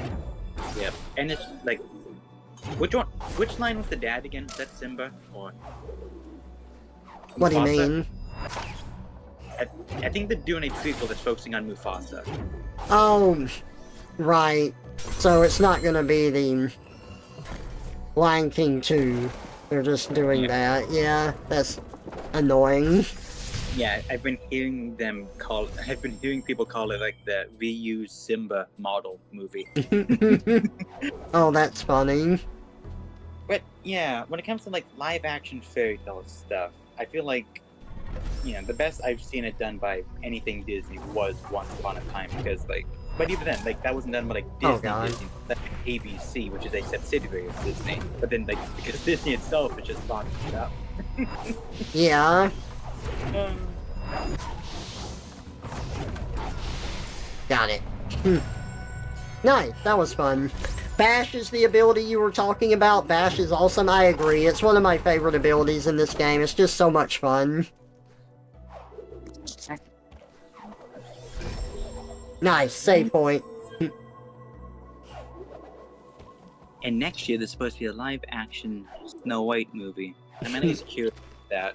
Because of course I am. I like Evil Queen and anything. Yeah. The heart of the Jinzo tree once kept the element of waters safe, but now it's corrupted, all foul and decayed. Oh, you know what we should watch together? Hold up. We have to help it, cure it, and cleanse all the blight by removing the corruption on both of the sides. Alright. What? Something we should watch together is Snow White, A Tale of Terror, which is a movie from the 90s with Sigourney Weaver. And it's interesting because it's dark, because it focuses on on a lot more like the dark magic and the characters that are going on. And it's just like, I'm trying to remember. I think it's meant to have like a theatrical release, but I think it also became a primarily like TV thing. Which is a shame, because like Sigourney Weaver did a damn good job in that movie as the stepmother. Sounds like it's like supposed to be a horror. Yeah, yep, it really is. the queen analog that kills people in very brutal fucking ways. Oh yeah, that's funny. Like for example, so like knocking down the trees in the forest, or like collapsing a tunnel.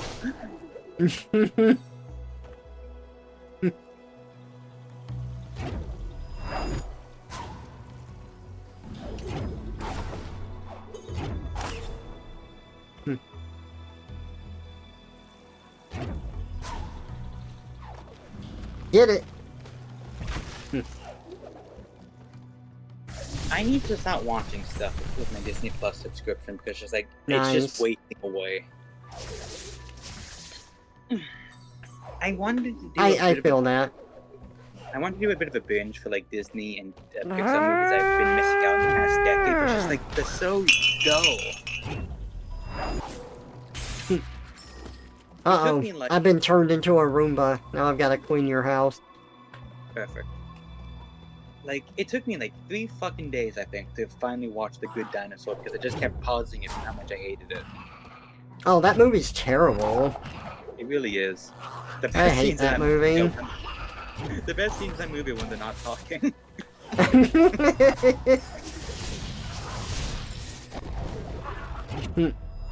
I don't know.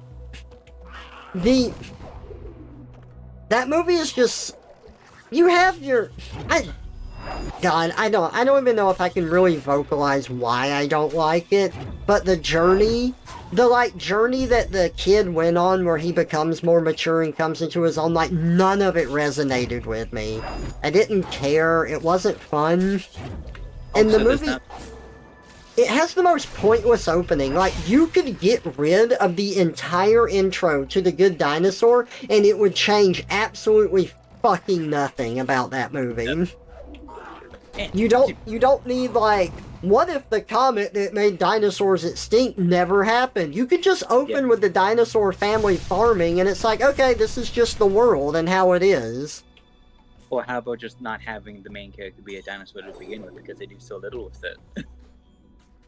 It's true, but I like seeing animal characters doing human things. I think that's interesting and fun.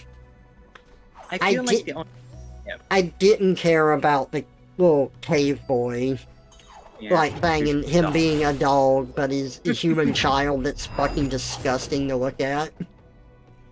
I feel like personally, I think the only time that Disney has done, like, a good job with the main characters not being human is, like, Zootopia. Yeah. I can't remember. Was Cars Disney or was that Pixar? It's Disney, right? Yeah, Zootopia is Disney, yeah.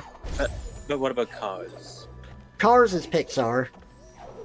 Okay, whatever. Because just, like, looking at The Good Dinosaur and Cars, I feel like nothing really comes out of those characters not being human. I feel like the whole species change is very superficial, but then Zootopia is, like, actually relevant. It's, it's that basic race is a metaphor. You are correct in that the world is designed for them to be animals in Zootopia, and with that angle in mind, you're absolutely correct. There really is no purpose, if you're looking at it from that angle. But for me, I enjoy animal characters a lot more than I do human characters, so it does serve a purpose. It makes the movie more approachable. Like, I saw this thing with this animation guy, and I never watched the show because it was like a bunch of human siblings, and I never wanted to watch it because I saw the concept art of what it was before, and it was like a bunch of rabbits and rabbit siblings. And the person's like, why don't you just make them human, because there's too many characters here? And it's like, you could have reduced the amount of characters without them being human. Like, I had no desire to watch it because they took away the fun animal characters. Like, animals... I really love animals, and I really love, like, animal characters. The purpose they serve for me is making the movie, I'm able to get into it more, I'm able to enjoy it more, and I can't do that with human characters. I relate to animals a lot more. Yeah. So, like, but yeah, like, Zootopia, I feel like that's the only time I've seen a species swap by Disney Pixar that works. Because... Because, like, looking at The Good Dinosaur, if the green dino guy was just a human, and the human was, you know, just a fucking dog, that nothing really changed. If, you know, in the context of Cars, if they were just human, you know, you could still just have a human race car driver, and that's it. But then, again, like, as I mentioned before, in Zootopia, like, the species thing actually matters, and it's also cool to see how, like, the world is also... There we go. I know. And I guess it's also just a bit more interesting to see, like, how, like, Zootopia is, like, the city is actually built for citizens. Meanwhile, you look at cars and stuff like that, and yeah, you have the technology for, like, the wheels and shit, but it's just, it's too human. Zootopia embraces the fact that it's animals, and that's exciting. Yeah. Alright, give me a moment. I got a big moment in the game. Now we can restore the element of waters. With this one rekindled, there's 2 more to go.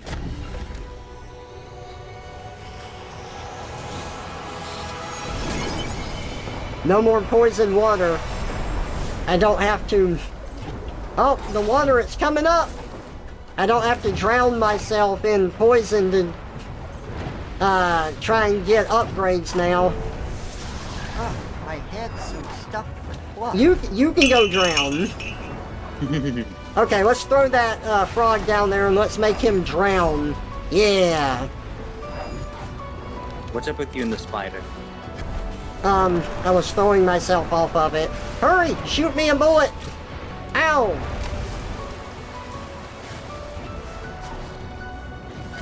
There we go. Boing! Uh-oh. No! Ah! Well, I drowned. Is that meant to Alright. be water? Let's go. What? Is that meant to be water? What kind of water? Sorry. Is that meant to be water? Yes, it is. Honestly, it looks more like clouds. It's turbulent water that's gushing up really hard from the tree.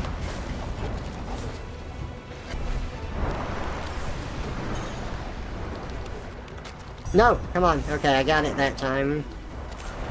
Whew! Barely made that. Whose hands are holding a plushie? Kitsina. No. She's the one that... she's the one that suggested... Dang it. I totally mistimed that. She's the one that suggested the idea.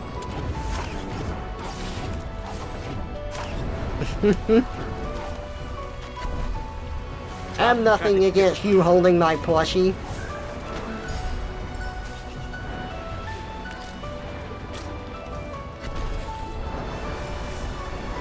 You need a Trevor balloon. Ow. These things are mean. Sorry, my game's a bit loud. It's hard to hear you while this is a loud part.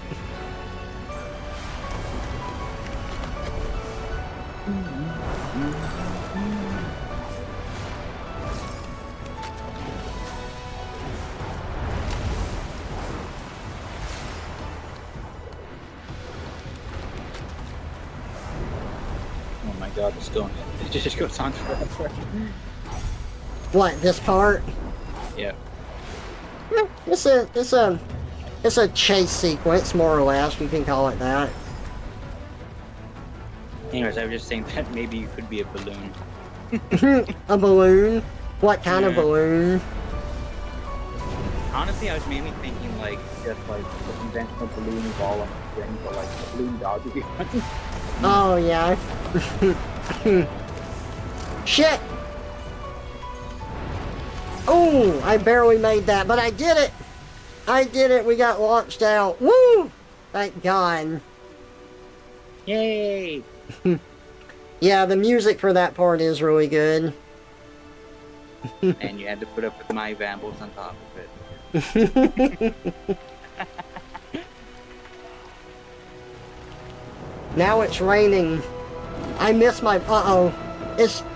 What was her name again? Kuro?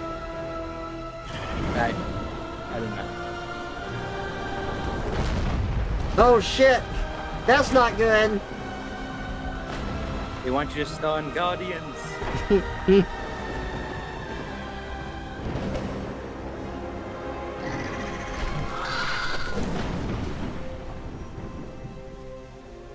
Well, that's just cheating.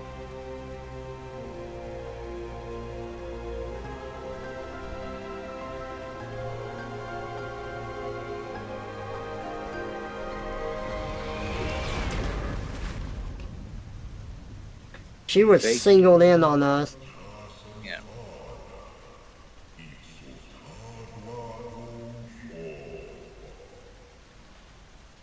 Oh, and Kira means black, doesn't it? Does it? I don't know. Hey, look, it's Gonzalo. He saved us.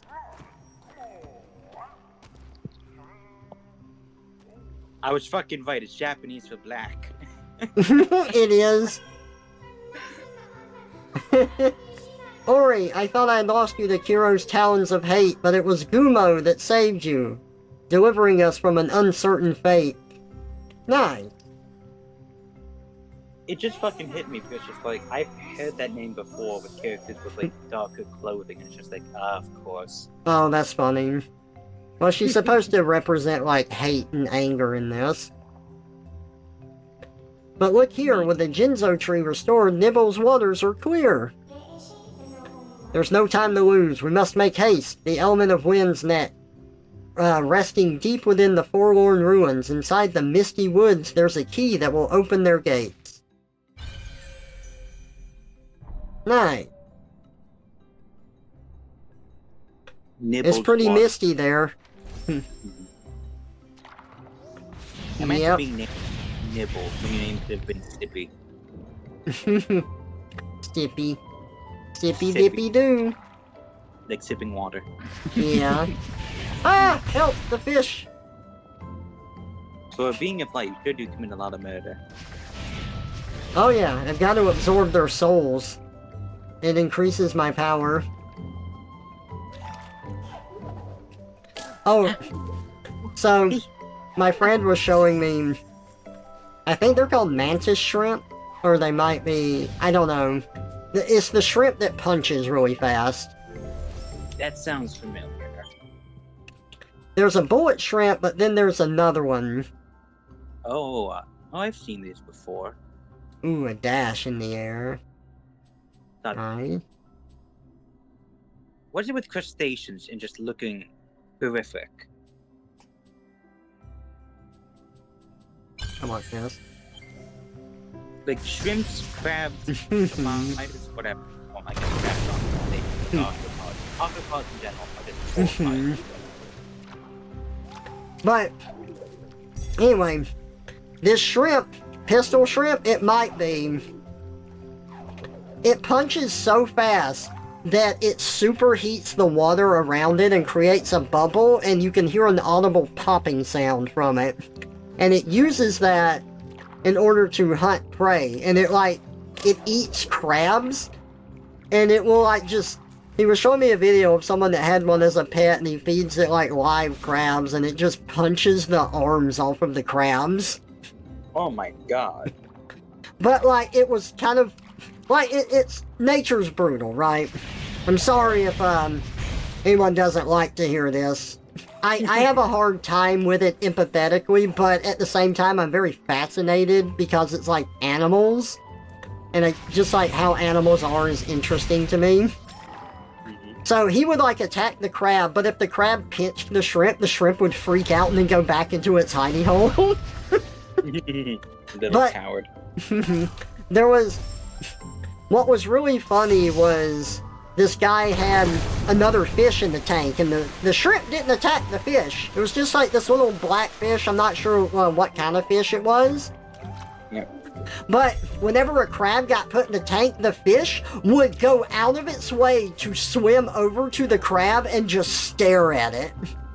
And it would let the shrimp know where the crab was. So as the shrimp is just punching the crab to death, the fish is feeding off of the particles. Nice. Then the fish the fish just knew it was gonna get food. It just goes out of its way to stare at the crab. You little shit.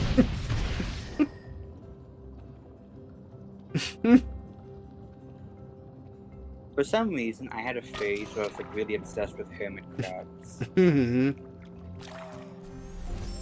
Something that's kind of fun about hermit crabs is that when they need a new shell, they will actually kind of line up and have this chain going on. Yes. The bigger crab will give up his shell for a smaller one, and it's just this conga line of activity.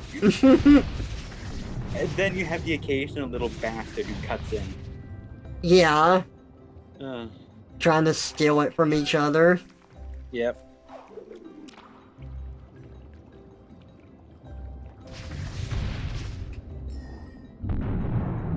Hey, Big Yoshi. Welcome out. Well, I know you messaged earlier. Don't know if you had to step out.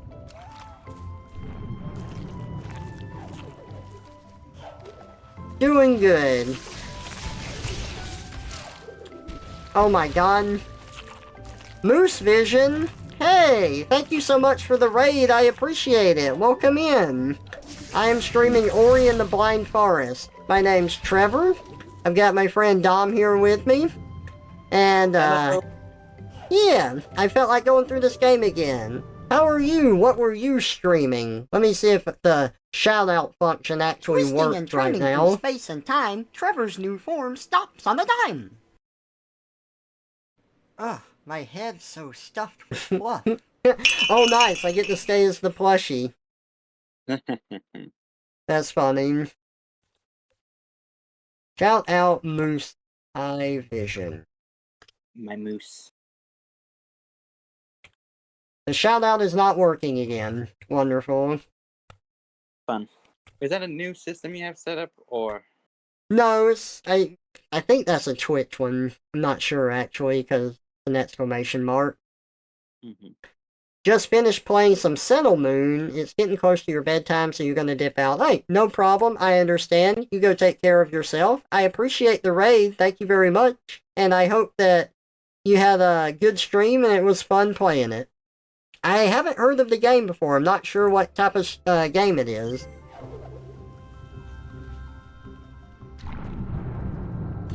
Okay, hopefully we don't get crushed. Hey, we didn't. Hopefully we don't get crushed. Hey, we didn't. Can I make it back? Oh boy. Yeah, no! It's an idle game, kinda got a similar loop to Animal Crossing when building a town and seeing villagers bustle around. Oh, okay, cool, cool. That sounds fun. I've been, I played, beta access for something like that, called Critter Cove, and I'm excited for that one to come out.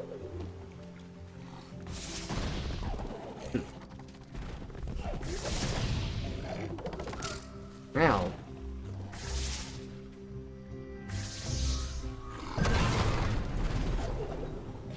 Oh wait, can I... No. Can't do that. I can throw him, so I can get up here.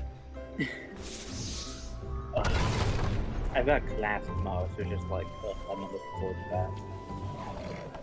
What classes you got? Mondays is Intro to Aboriginal Studies, and Tuesdays is Intro to Social Work, I think.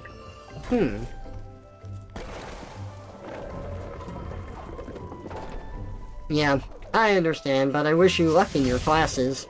And yeah, Critter Cove is a really cute game. I mean, I could make a furry character, so of course I really like that one. But I did like the customization and everything, it was fun.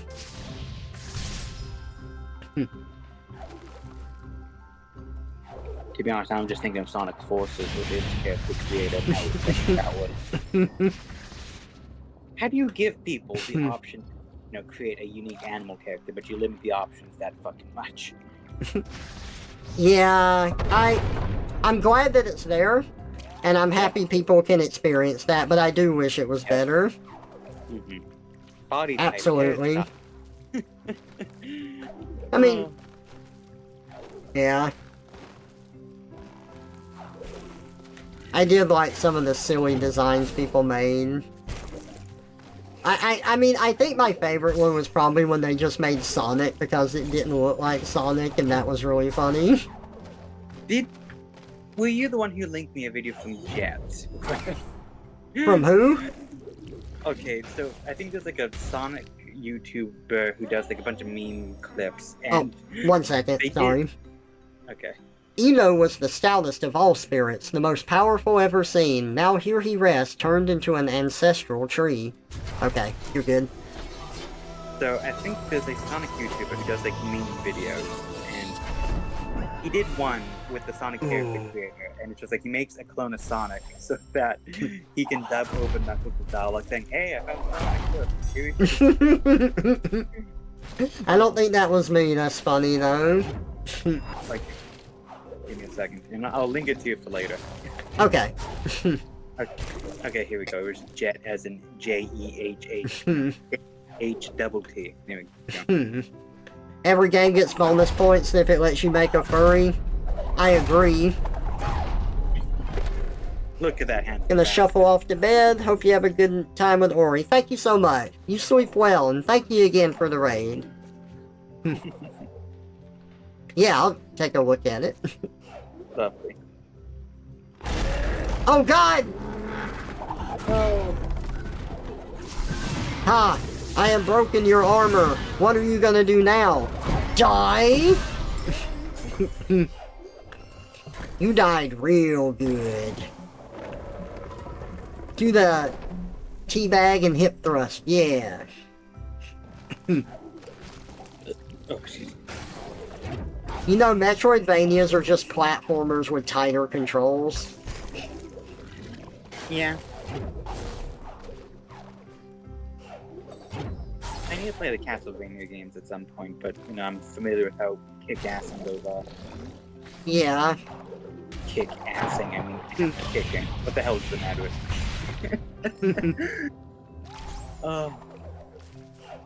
I'll probably just end up using the rewind feature just to minimize my frustrations, because by God. It's time to kick bubblegum and chew ass, and I'm all out of ass.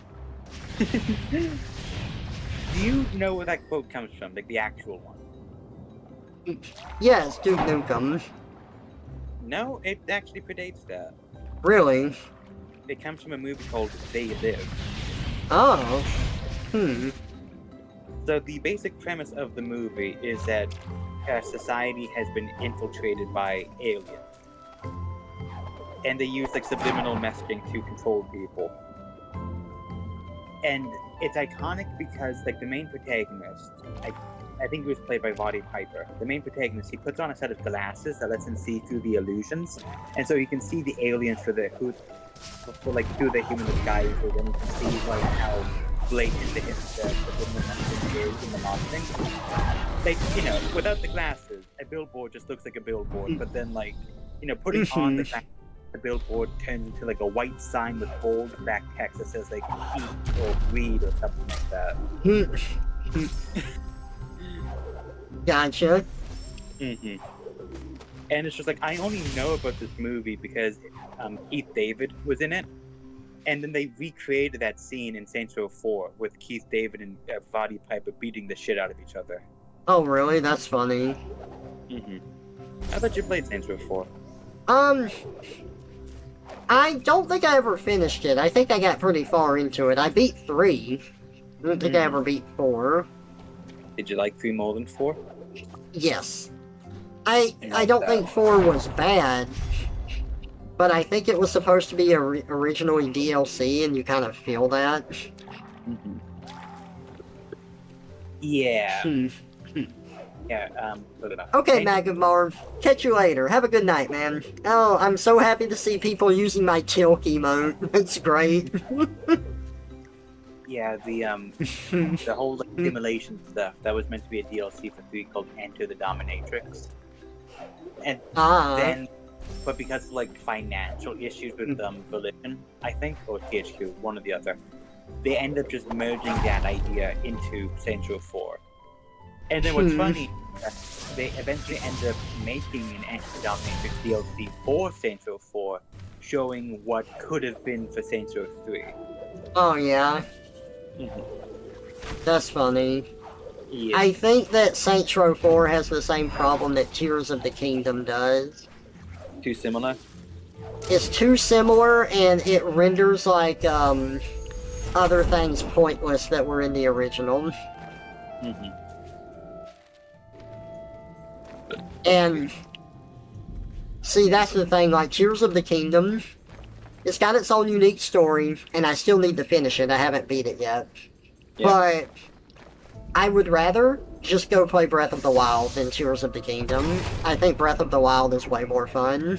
I think that the abilities work a lot better with the type of game that it is. I think the abilities were created with more of the game in mind, and Tears of the Kingdom was too much trying to be more.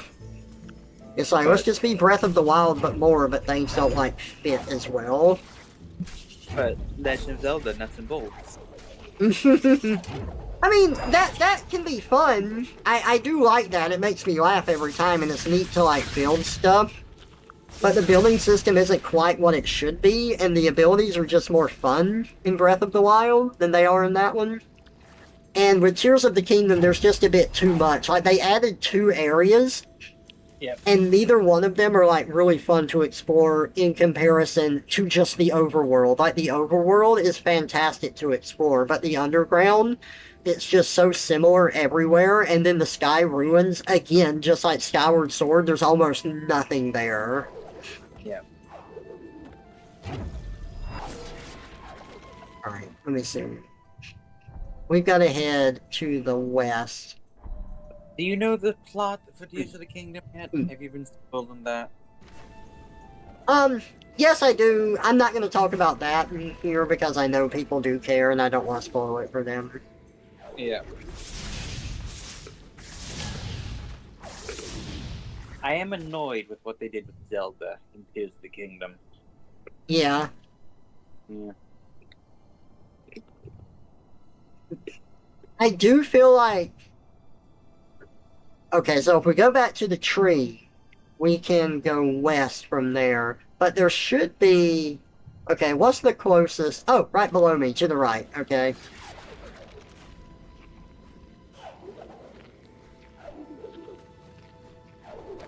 Hey, look, I did it. Yes! Alright. That was a bit of a rough jump, but I did it. Anyway, Breath of the Wild was a really fun game, and, like, this, I did not like how they delivered the story. Like, I think the concept for that is really neat, and I'm glad that they tried it, but I didn't really get into it like I would other Zelda stories. Yeah. And it made me sad because I thought the Zelda in Breath of the Wild had potential to really have a good character arc. Because Zelda has always risen to the occasion or been, like, special in some way. Yeah, okay, hang on. Ori, this statue looks familiar. I've seen it before. Oh, I'm walking slow. Hang on.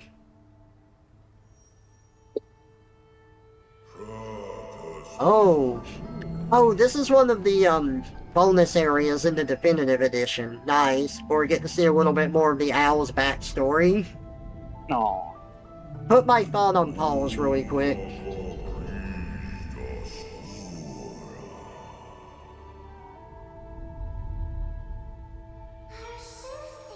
I remember them, many years ago when the spirit tree was but a sprout. Naru, the young one, looked after us whenever she could. Nice. Okay, Blackroot Burrows. Anyway, I know sometimes Zelda doesn't really serve a role. She's in the background a lot. But, like, she plays an integral role regardless. She either gives Link what he needs, she's able to provide, like, diplomatic stuff for Link, such as in Ocarina of Time, she gives him a note so the guard will let him pass to go to Death Mountain, and the guard thinks it's a joke, but he's like, yeah, sure, whatever. Like, Zelda is able to help, and even more than that, she becomes Sheik, and she does a lot of behind-the-scenes work trying to undermine Ganondorf stuff, right? Yep. And then in other games, she just kind of gets turned into a statue, and your whole point is to save her. Like in A Link Between Worlds. Or Minish Cap. Yeah. In A Link Between Worlds, she was transported to the Dark World. Oh, that's right. I'm getting my games crossed. But I really like the Zelda in Breath of the Wild for the reason that it was the first time that I've seen Zelda not be good at magic. Yeah, she struggled with it. She is the reincarnation of Hylian. Magic, like, runs in her family, and she was more interested in science and studying things like that. She just could not access her magic, and the fact that her mother died so early made it that much harder for her. I thought that was a really interesting way to do the character. But then, like, with the cutscenes and everything, she just suddenly, like, at the end, when Link's about to die, she's like, oh, yeah, I have my magic now. I'm okay with that part, because magic is usually tied to emotions and yada yada. And it still results in the situation of, okay, at least she was the one holding Ganon back. In a way, Ganon was the damsel this time. Yeah. It just bothered me because, like, it was so sudden, and we don't really get a development of her character. Like, it kind of happens in Tears of the Kingdom, where at the beginning she's with you, and then suddenly she's not. And again, she's relegated to background cutscenes. Yeah. I don't know, I was really excited to see the growth of that Zelda, and it's just not something I got at all with those games. She doesn't need to be a partner. It could be something where you're just like, you come back to the area and Zelda's made progress on something or whatever. It's just, I don't know. I feel like it was a good character concept, and it was squandered. I'm surprised they didn't make her playable for sections, to be honest. Mm-hmm. Yeah, like they did in Spirit Tracks. Yeah, but like, I guess that's puzzle-centric, but yeah. Yeah, well, the whole deal with Spirit Tracks was to make Zelda a more playable character, to have her along with you, and she was really fun to use in that. Mm-hmm. Because, like, with Zelda and Tears of the Kingdom, like, you see, like, the flashback stuff with her, without getting into specifics. And it's just, like, for these important plot developments, she could have been playable, and you could have taken control of her, like, in these flashback scenes and stuff like that. That would have been neat. Dude, if they, like, got rid of, like, the sky or the underworld and then had, like, a different, like, world in the flashbacks where you run around in Zelda, that would have been fucking dope as hell. Yeah. To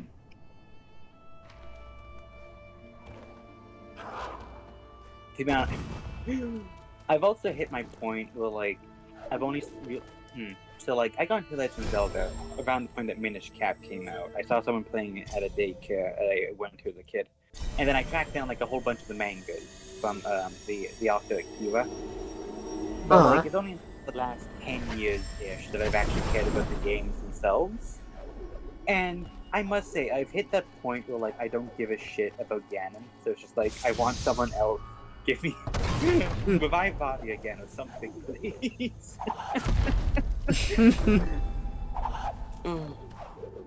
I think Ganondorf can be done really well. I think one of my favorite interpretations of Ganondorf is Twilight Princess. Well, no, actually, yeah. Wind Waker. Actually, I take that back. Wind Waker. I do think the one in Twilight Princess does make a good impression, though.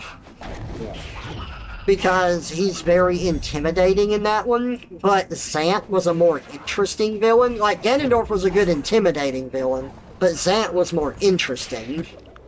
And that's the problem, is, like, Ganondorf is usually really good for intimidation, and they will do him right now and then. But the other villains that they have just end up being so much more interesting. Like, I really like Girahim.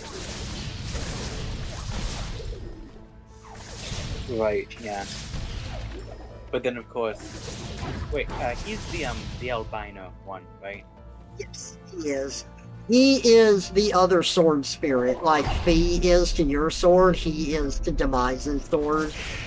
But then, of course, Demise is the proto-Ganon, basically. Yes, Demise is Ganon with his full power. Like, well, Demise is... See, that's the curse that Demise puts on Link and them at the end of that, is that, like, him, Link, and Zelda will reincarnate throughout all of history, and, like, their battle will never cease. That's the curse that he puts on them. It was less so that Demise becomes Ganon, and more so that Ganon is, like, the embodiment of Demise's hatred. And, well, like, yeah, he's like the reincarnation of Demise, just like Link is reincarnated, and so is Zelda. But it's just like, I would love it if that curse resulted in, like, another villain getting conjured instead. Like, we don't always need it to be Ganondorf specifically. We don't always need it to be a green Gerudo man who can transform into a giant pig demon. Give me an evil queen, you know? Yeah. What was... crap, I'm trying to remember the name of the character, but like Oracle of Ages had a fun villain. What was his name? Varen. Onyx?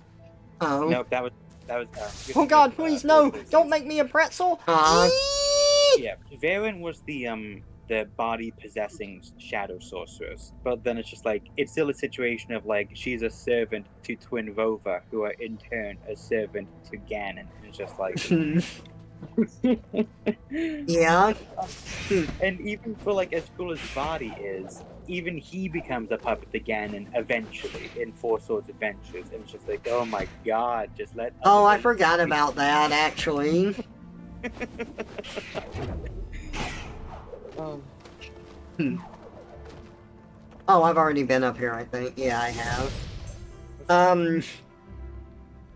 Viren, or Vector Man Trevor, he's broken as shit in Hyrule Warriors. Viren, he's a mindless monster by that point. I wish there were more lasting effects from Tears of the Kingdom for characters. Will not say specifics, but it's obvious. Yeah. So, if you're wondering what I do know of Tears of the Kingdom, I have seen all of the flashbacks. Yeah. But I haven't beaten all of the temples because, well, the first temple I did annoyed the fucking shit out of me. Which one was it? Twisting and turning through space and time, Trevor's It was new the form stopped desert on a dime. temple. If time. For a moment. Like the least. The what? The boss. Not really. Oh. I don't know. The desert was kind of one disappointment after another for me. I went to Gerudo Desert, and I saw the Gibdos, and it's like, ooh, finally we get Redeads again, and I didn't like how they did the Redeads. It's like, they're not like human zombies anymore. They're just moth creatures, and they're not even like as scary. Well, okay, to be fair, I'm going to be less scared of that now that I'm an adult rather than a kid. But I do think the presence of the Redeads in Ocarina of Time was so much more intimidating. Like, hell, even in Wind Waker it was intimidating. Because, like, they would chomp on you and the screech was horrifying. And they don't carry the same air at all. They're really easily, like, you kill them really easily. To the point that, like, when I got to Gerudo Desert, or the Gerudo Village, and they're like, oh my god, we've been fighting these things and we haven't figured out how to kill them yet. And it's like, oh, shooting them in the head? They're like, oh my god, they're also weak to lightning and fire attacks. Like, yep. There was Thunder's Fruit near all the Gibdos that I saw, and I just kind of chucked one at it, and it worked. Yep. Amazing. It's amazing how I figured that out on my own in like less than 5 minutes. It's crazy. And I didn't like that. I didn't like the hives. I didn't like the moth Gerudos. I didn't like the person joining you for the temple and just telling you all of the puzzles at the beginning, and then you get into the main temple. And, I don't know, I just didn't really have fun with it. It didn't have, like, that classic temple vibe. It wasn't fun. And then the boss is just the Gibdo Queen. So, it's like, again, we're working with the hive stuff. And then the ability that you get for it is also, it just sucks. It's like, oh, the abilities in this game are actually, characters that barely function, who have barely functioning AI, and they're just like a summoned companion for you. That wasn't fun. Like, the Breath of the Wild had abilities that I had to activate on my own that enhanced my traversal options. And I get that I get a more traversal option from Tulin, but, like, just having, like, another character run around that gets in the way more than they help you, like, God. Tears of the Kingdom was just such a disappointment in that regard, and Breath of the Wild did everything better.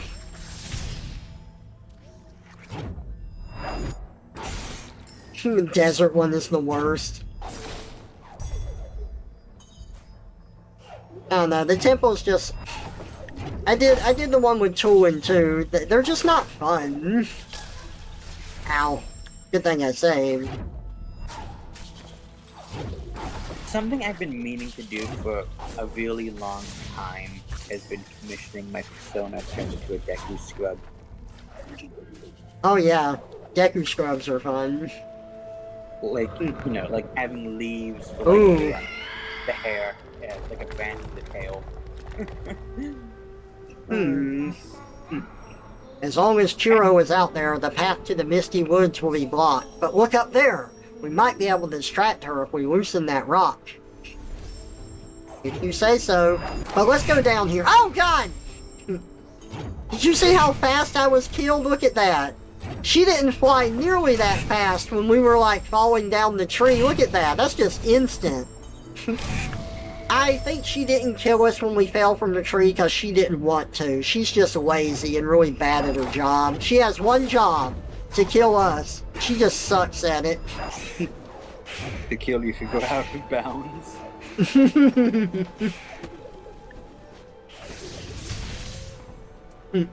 Got all 10 medals in Arknight's event? Nice! Good job! Did you play Subnautica? I played a little bit of it. Something kind of neat in that game is they explain like the whole like end of the map and stuff as like the map. Eat shit, Churro. Something really cool is that in Subnautica, the lore of the map is that the only like life really left is primarily like on that volcano area. Yeah. And anything beyond just like ravaged by by the Kara bacteria. But like nonetheless, outside of the boundaries of the map, you have giant things called ghost leviathans that spawn, and the lore is that they're massive, but they're mostly plankton feeders, so they can live off the tiny little shit that you can't see. But like if you leave the map, they're gonna come after you because they're still hostile. That's not fair. Yeah, I went into the ecological dead zone and I swam forward for a while and I saw both of them pass me, and it's kind of creepy when you just have like a blue abyss around you and then you see ghost leviathans swimming past you, and they just kind of like kept swimming past me and doubling back. It took a while before they actually killed me. Yeah. I don't remember which YouTuber I was watching. I think it might have been Markiplier or someone like that. But I remember someone in like the mech suit ended up jumping over the ledge and it's just sinking down to the bottom as these things come after them. That would be a horrible way to go. Oh yeah. Is Markiplier scared of the ocean? No idea. But like realistically, everyone should be horrible. And like then you have like Subnautica Deep Zero. And there's something called the fucking Shadow Leviathan, and it looks like a giant leech, and it's hellish. Ah! Big frog! Oh my god. I'm getting another raid. Vivian! Hello! Thank you so much for the raid. Welcome out. We're doing Ori and the Blind Forest today. Yoshi! I've got Dom here with me. Woo! One moment. Let me give you a shout out. Yoshi. Well, that's not working. So, what were you playing, Vivian? I hope you had a good stream. Thank you for raiding in here. Oh man, I gotta... Hey, Horse, welcome out. I am already in imp form.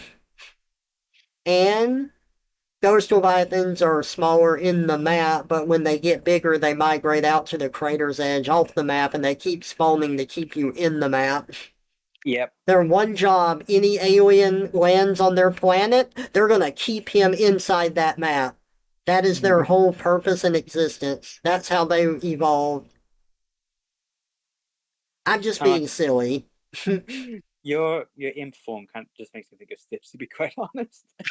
Well, I designed him after Stitch. Of course I did. Oh, Dead by Daylight. Okay, Vivian. I hope it was... You had a really good game last night. I hope you had fun this time, too. Turning Trevor into a Puyo. Nice. This is like the 4th time I've joined the stream right before a rain. Hey, Dino, welcome out. Oh no, don't match 4 with me and explode me. And then in Subnautica Below Zero, there is the Gorum Ice Worm, and I hate that. Oh, Yep. man.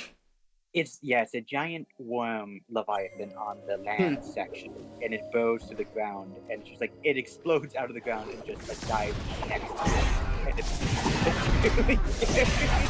But like, I also like the game so much. Oh, I think I watched oh God, I can't remember which one. I think it was I think I watched Appsro. Yeah, Appsro of like Reed's Gaming play Deep Zero. Below Zero. And whenever that thing would erupt out of the ground, it would knock him off the hover bike, and it's just like the frames would tank so much. And so it's Oh, damn. it's like a mad dash to get on the bike and just floor it as like time is just slowing down. Oh, one moment. The Shrouded Lantern. This mysterious haze bellows out of its stem. If we find a way to light it, the path might clear up once again. I never realized that signs spoke in rhyme. It's not something I ever paid attention to. You never notice that they rhyme all the time. I'm a poet and I don't know it. I'll make a rhyme every time. I used to do that. Let's see. Iceworm properly ambushes you from below and insta-kills. It's just, yeah, like it's, the thing has like a beak, like needle face looking thing, and it's like on fire because that's how it like burrows through the ice. That's interesting. You want to get impaled by a hot spear? By a spear? Do I look like a lusty Argonian maid to you? Yes. Hey! I haven't seen that comic in a while, but I haven't followed Valsalia on, I stopped using FA, so I haven't seen anything in a while. I'm not sure if, they're still doing that one. I saw that comic on DA. Huh? I saw that comic on DA before. Oh, really? I'll have to look it up. Granted, DeviantArt really fucked up the search bar. I can't find anything anymore. Dude, the DeviantArt search is fucking terrible, man. It's like, I will try and look up someone and just like, nothing shows up from the search results. Like, nothing is correct. Yeah, and what I think is happening, it's like, if you search for an artist, you're getting search results for like, for folders that might have that artist's like, artwork in it, but like, it's gonna primarily be other people's stuff still. And yeah. Like, so I try to do search for keywords, and that just doesn't help. And it's baffling, because like, the DeviantArt search bar used to be so good. I could always find whoever the hell I'm looking for, but now it's just yeah.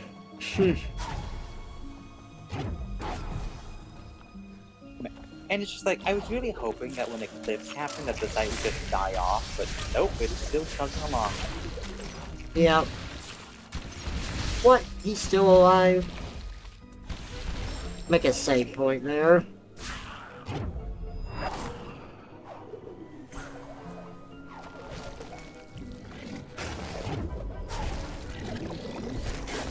Oh. I forgot I had the feather.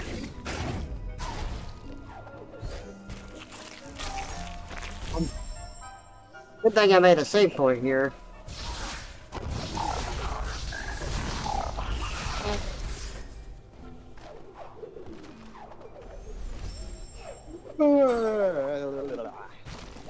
No, you're not allowed to sleep.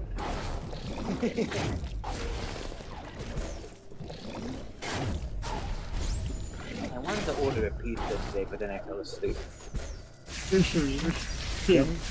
I've actually eaten it's like a food by the foot, and a food roll up, and a like 4 pieces of toast. No, wait, my mom actually went to McDonald's today, so I had like 2 egg McMuffins and 2 hash browns.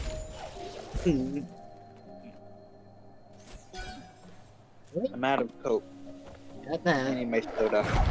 Yeah, I feel that really hard. Oh man, I'm in a completely different part of the thing now. When I go to class on Mondays, what I sometimes do is I get like several hot dogs and several cans of Pepsi, and my teacher just like stares at me.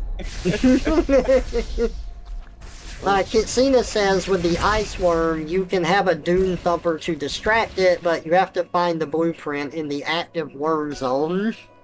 Yep.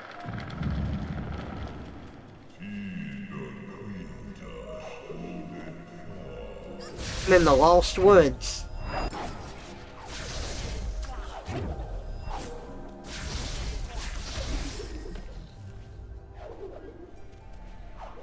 Oh yeah, shoutouts to that one time I accidentally deleted my 100% file on the Switch. Oh, I'm so sorry. I've had that happen before.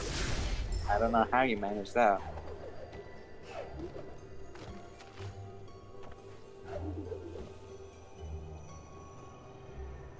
Down here! Atsu's torch. It was lost in this place. If we carry it to the Shrouded Lantern, it might show us the way.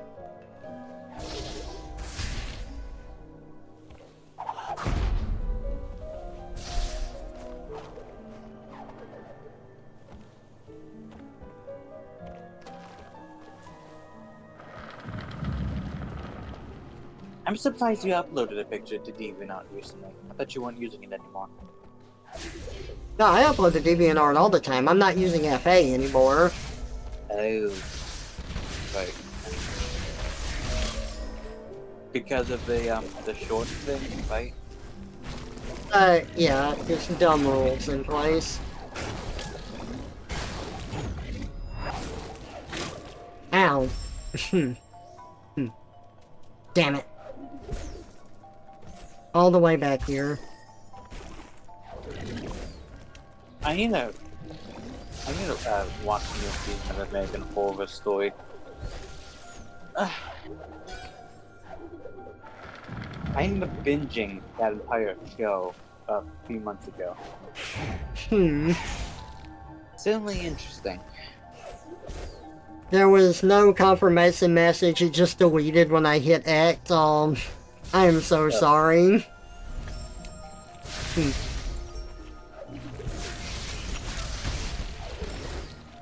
In American Horror Story, there's a season that takes place in an asylum, and then its conflict are a combination of a mad scientist, aliens, and the devil.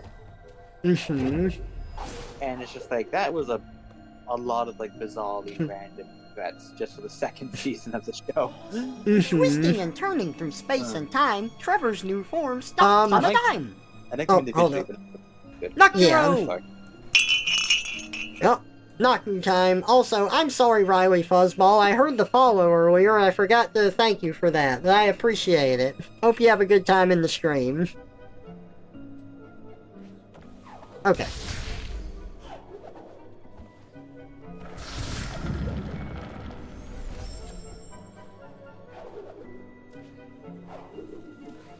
you've been turned into your old OC. Well, this was never... Oh, no, you're right. I was thinking Solna. I'm so used to people thinking Naku's like a Solna, and he's not. He actually is a character. But now I am Roomba.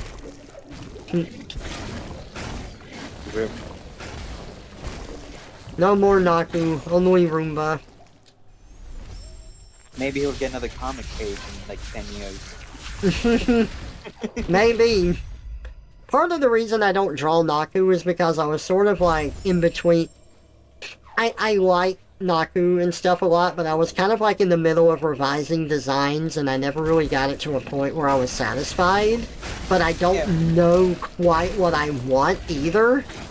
So, if I could like get that figured out, I would be much more apt to draw him a lot more.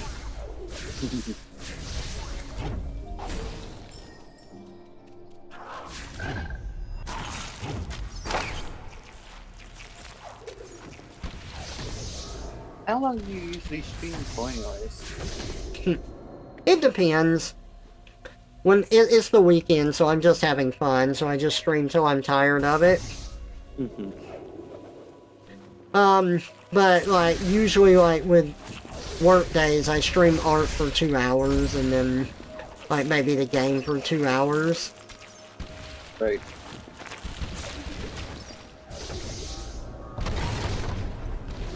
Boom. Uh-huh. Boom, baby.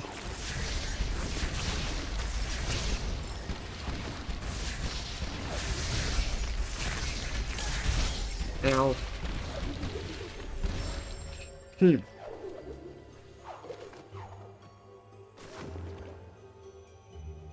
Time to see Trevor spin.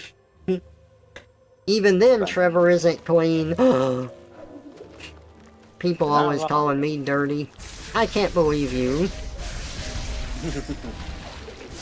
Well, that's why I gave you a suit, so that you could abolish. Uh-oh.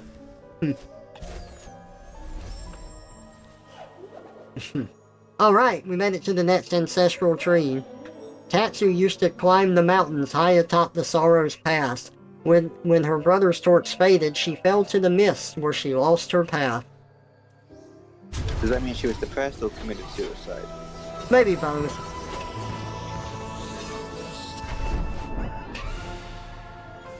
You've learned Climb. Alright, we don't have to wall jump up walls anymore. We can just kind of climb up them and hold on to them. The hell have you been using your claws for before? Well, like, before it was just like wall jump. What the? Why? There we go. Like, before it was, this where you just wall jump up it. Yeah, but I feel like wall jumping is more of a complicated maneuver than just climbing. Yeah, that's fair.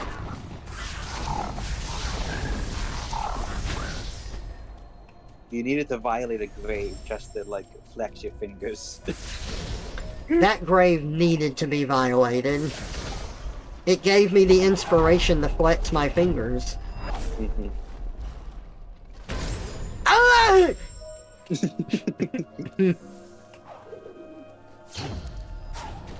Get out of here. Nobody wants you here. Get out of here. You know what this game reminds me of, visually? What? Rayman Legends, for some reason. Yeah? Mm. Oh, I see. Every time I jump, it switches. That's why you can't use the wall jump here, because every time you jump, the flowers, like, come and go. Interesting symbiosis. Well, I am a forest spirit. I have this type of effect on the environment. So this is just all happening even when you're jumping like miles away. You! Get out of here!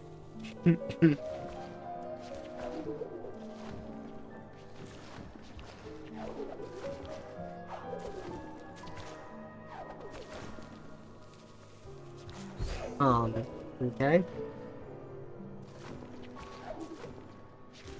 Okay, I see we have the Mega Man random block puzzle here. At least is this happening automatically? Every time I land on one of the other platforms, yeah. Well, the Mega Man block puzzle's the worst. But you remember those, don't you?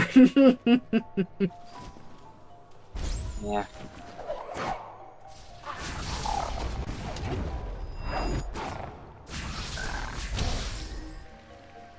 Yoku blocks. Ow!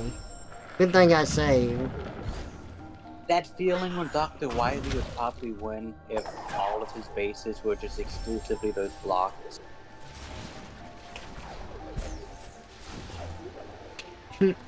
He might have actually won. What are those Mega Man enemies with like the hard hats again? Small little fellas? Oh, I don't remember.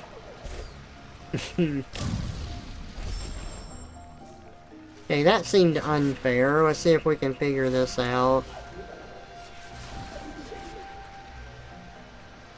Me tools. So Really? Um, Hmm. I looked up. Make a new pod. Ow. Hmm. Mets. Mets, me tools, me tars. Interesting. Hmm. Whatever, those things. Just imagine Oh, all I of see. castles. Just imagine all of Whitey's castles with like the vanishing blocks and the very few blocks that don't disappear. They just have those things on them. Oh god, it would be awful.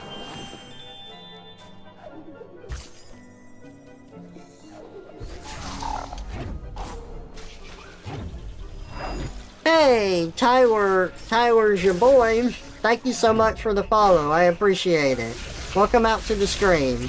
I hope you have a good time here. My name's Trevor, and I stream my art commissions here. And we play some video games. Right now we're playing Ori and the Blind Forest. I have a bunch of redeems down below where you can turn me into different stuff and mess with me. And I make all of my own PNG tubers. And I'm Dominic, I just kind of exist. Yep, this is my friend Dom. He's in voice with me while I play through the game. Ow. And die. Repeatedly. Ow.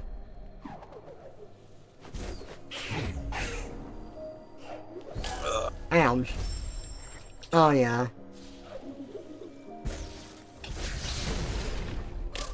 Ow.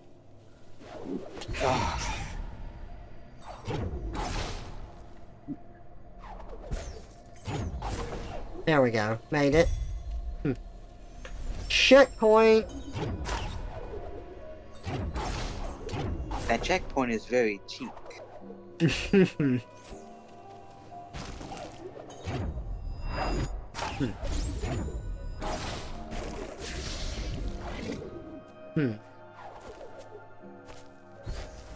Cannot.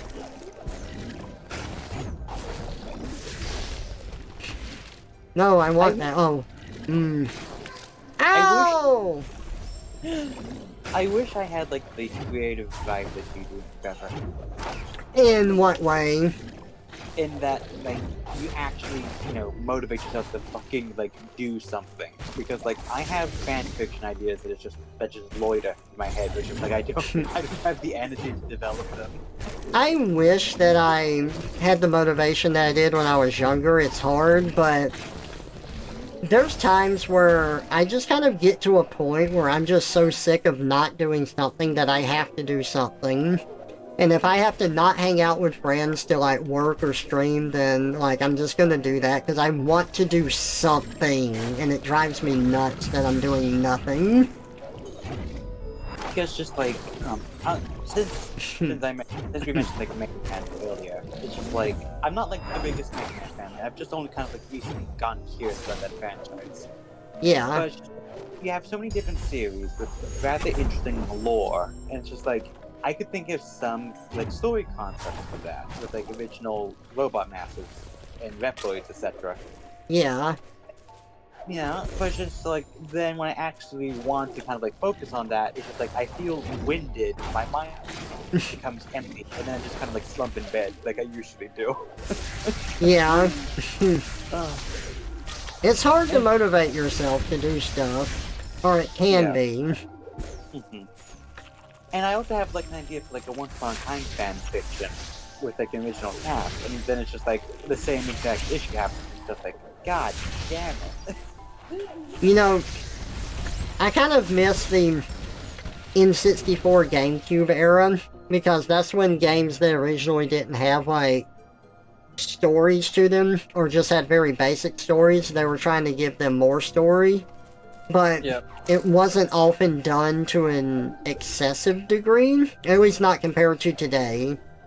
For example, I don't really like Sonic games. They're just not fun to me, for several reasons. The only Sonic game I've ever really liked is Sonic Adventure 2. But like, I like the characters, and I like stuff like that, and I don't mind people talking about it and stuff, but, like, as far as gameplay goes, Sonic Adventure 2 is, like, the Sonic game I actually like. I've never liked any of the others. And then, with Mega Man, I played... Oh my god. I played a lot... I think I played, like, 1, 3, 5, and 6 as a kid. I never had them. There were ones that I played that my uncle had. And they were fun, but they were hard. But the Mega Man that I really, really got into was Mega Man 64, or Legends. Yeah. I had it on the 64. But that was just the Mega Man game for me. Like, I really loved the story, I loved the characters, it was really fun. And, I don't know. There are still games like that, but it felt very new then, and it still had a certain type of atmosphere being on the 64 that I miss. The Legend game is very fascinating because, like, graphically, the whole like stylization angle actually holds up shockingly. Yeah. Compare Legends to like Metal Gear Solid. And but what this makes is it the all- finest handgun ever made. Well, like, you can't see the character's faces in Metal Gear Solid, but like, Yeah. but like, what makes it really shocking though is that Legends has a mostly good localization. Like when you look at Mega Man games, and like especially like when they have like game manuals or like the early like anime cutscenes, like usually Capcom of USA like really fucked it up.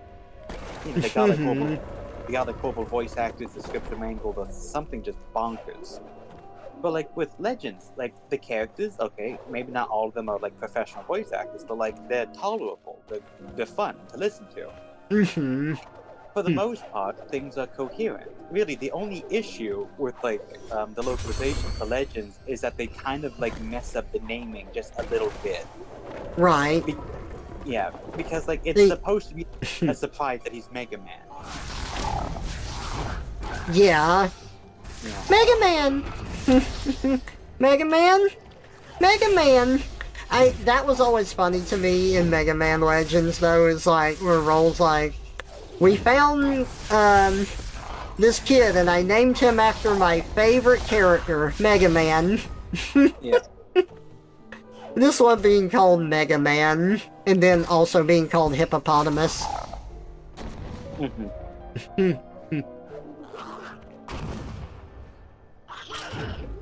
Ow. You know what?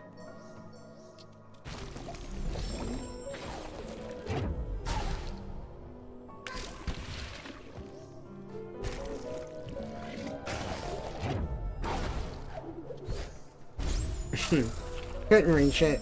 Okay. At least that reset the frog. And that's what I needed, more than anything.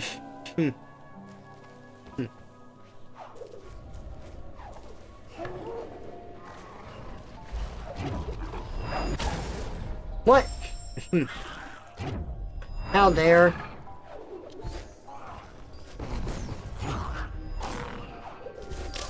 Ow. I will get this, I swear. Metal Gear lore is so, heavy, it's crazy. Oh yeah, I agree, it's fantastic. I love Metal Gear so much. Okay, I think it was over here. I wanted to explore, though, really quick. Yeah, I never went to see what was over here.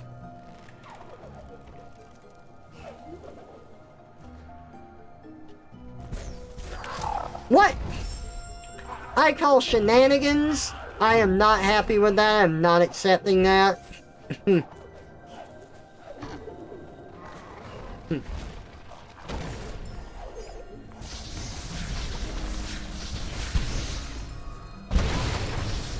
There we go.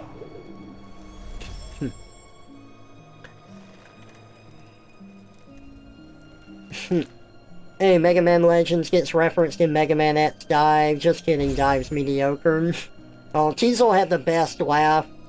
You still need to show me some Sonic Rush? Yeah. Oh yeah, that's what I wanted to talk about. You were talking about stylization in Mega Man Legends, and I love that they, like, all of the faces were like textures. Yeah. And they actually changed the textures around to make characters emote because it wasn't a model. Yep. It was an actual texture. And if you look at, like, I think Pi was showing this to me.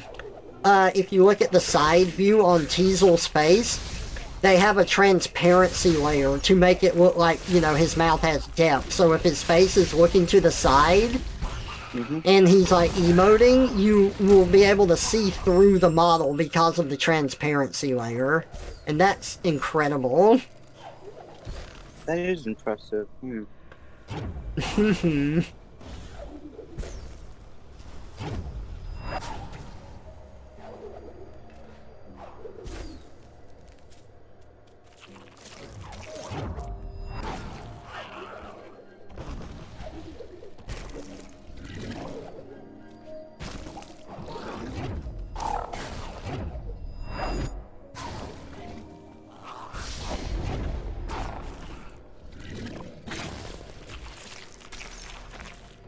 Okay, I think I'm just backtracking at this point, so I'm gonna die. I thought there might be a secret over here, but doesn't look like it.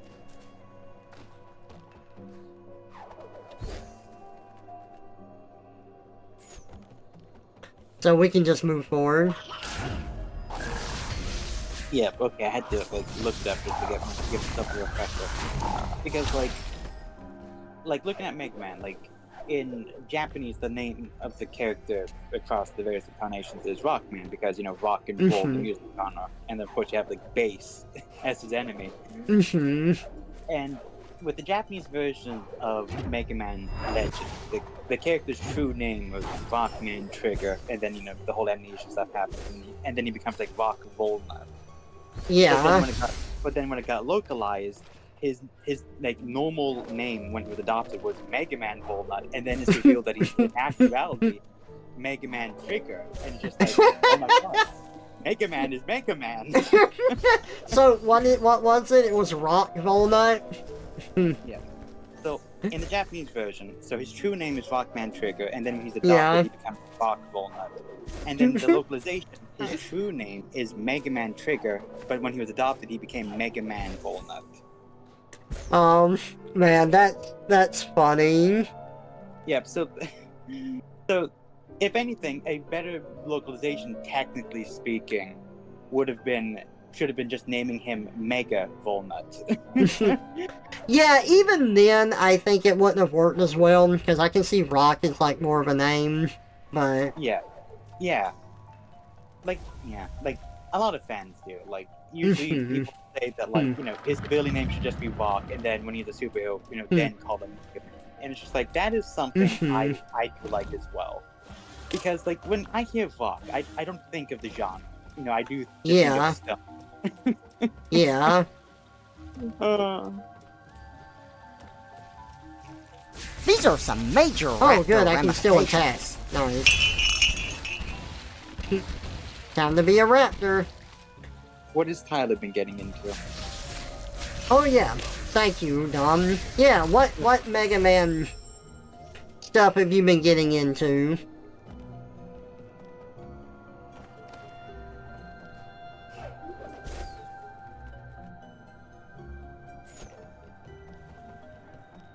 Bodeman the Band.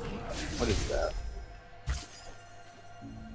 Is that like a fan thing?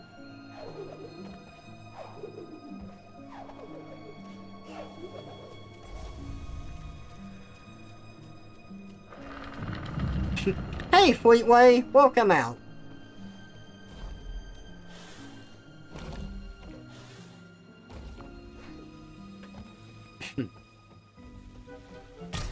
Okay, so I can do small hops. Nice.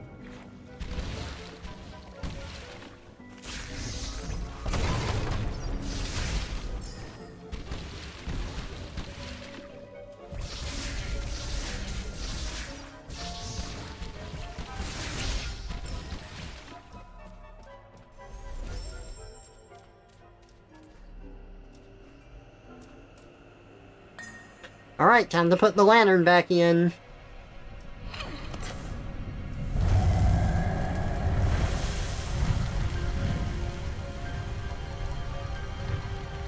The Proto-Men, the band. Nice. Ooh, that's fun.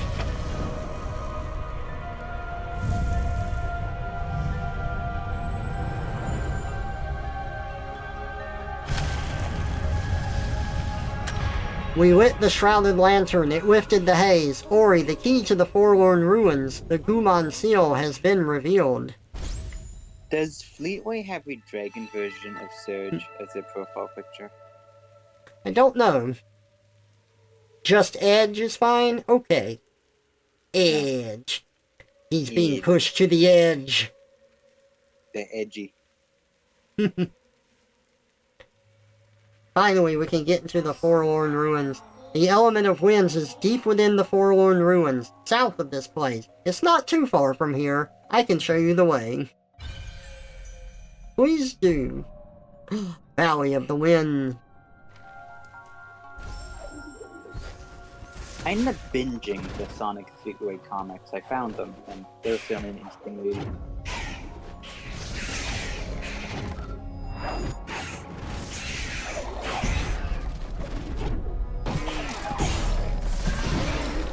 Woohoo!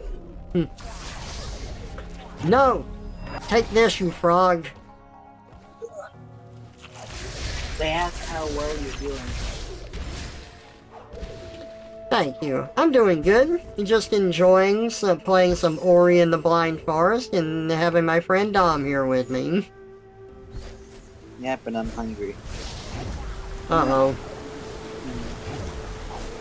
Well, I'm sorry. I'm playing a game right now. You can't eat me. Well, the good thing I don't like boring noise. Well, too bad. Because I'm gonna keep bringing it up.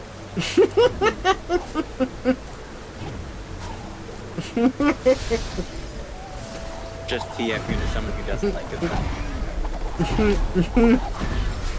Uh-oh. I'm TFing a lot of these enemies into a corpse. I've been made a corpse several times myself, though.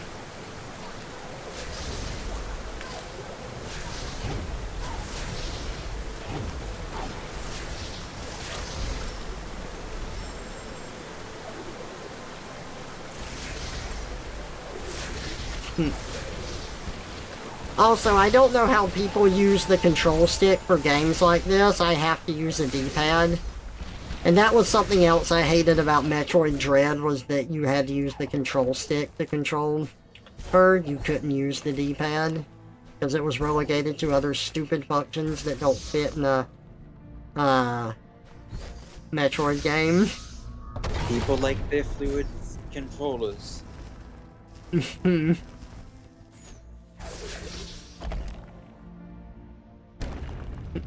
You're enjoying your game tonight? Nice, I'm glad to hear it. What's that? I think I should probably do tomorrow, just like wash my jacket or something. Yeah. I ended up doing a lot of laundry today, but then I just fell asleep. I just had to stay awake long enough so that I could do the announcements for the episode. Yeah. Yeah. Oh. God, if I fucking fell asleep during that, I would have been humiliated. Why so? Well, like, I'm like one of the most dedicated staff members Mario RPG Central has ever had, and so it's just like, if I ever accidentally fell asleep in the middle of an event because I am so sleep deprived all the time, then it's just like, then I would have delayed stuff. And Gotcha. Yeah. And it's just like, I pride myself on, being useful and helping people. Instead, I would have felt so useless if I somehow missed it.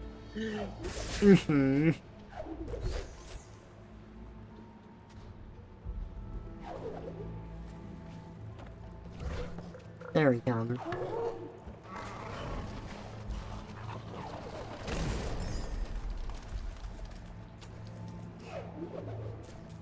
I need you again.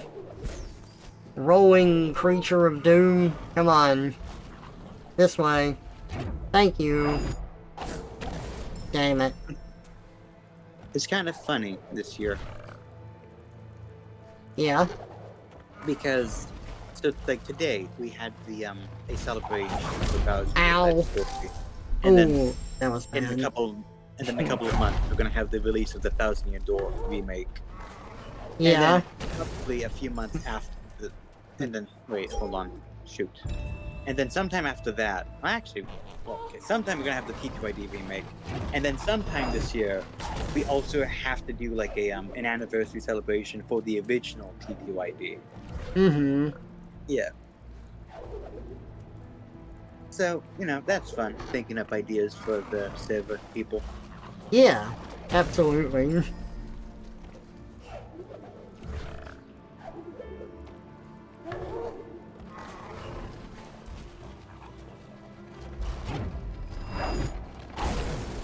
Oh, wait. That's right. Opposite direction. You have no idea how far you are playing Final Fantasy IX. Never played it before. Only ever played Tactics in 7. Nice. I hope you're having a good time. 9's a good one. And Tactics is fun.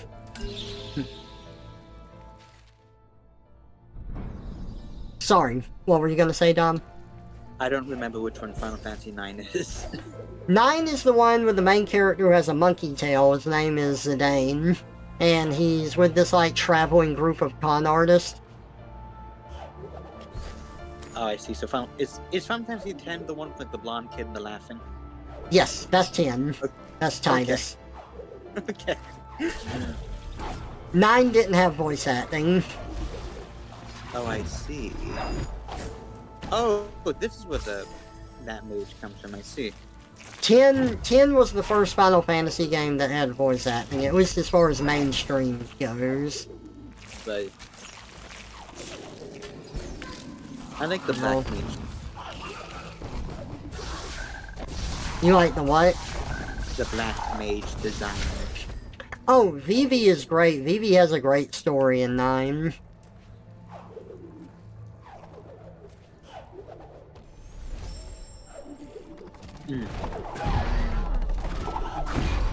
I've never beaten 9. I've always made it about 2/3 of the way through that game, and then, like, lost my progress for one reason or another. Either I lost the game, or the save got deleted, or I just stopped playing it. It's like the same point every time. I do like the game a lot, I've just never beaten it. At some point, I should play Final Fantasy and Dragon Quest, but it's just like, yeah, those series are so massive. I find it very peculiar that both Final Fantasy and Dragon Quest have numbered entries that are MMOs. Yeah, it is really interesting, though I will say the story for 14 can kind of drag on at times, but I do really like the characters in 14, and the story has really, really good moments, too. I mean, the worst part of it is the beginning. Well, of course it drags on. It has to function and go on for as long as the game makes money. Yeah. Well, it never feels like it really impacts the overall story. Like, I don't feel like, I'm not getting something new or interesting there. But, you do have your fetch quest stuff. It's just like, okay. You have a car mount in that game, don't you? Yes, there is one. Because of the 15 crossover event. But did you get it? Yes, I did. Yeah, I remember you showing it to me. Dude, that was the funniest thing because the event was going on. And there was just this line of cars, like, driving through the desert, like people were lining up one behind the other to make it look like a traffic jam. It was the funniest fucking shit. I loved it.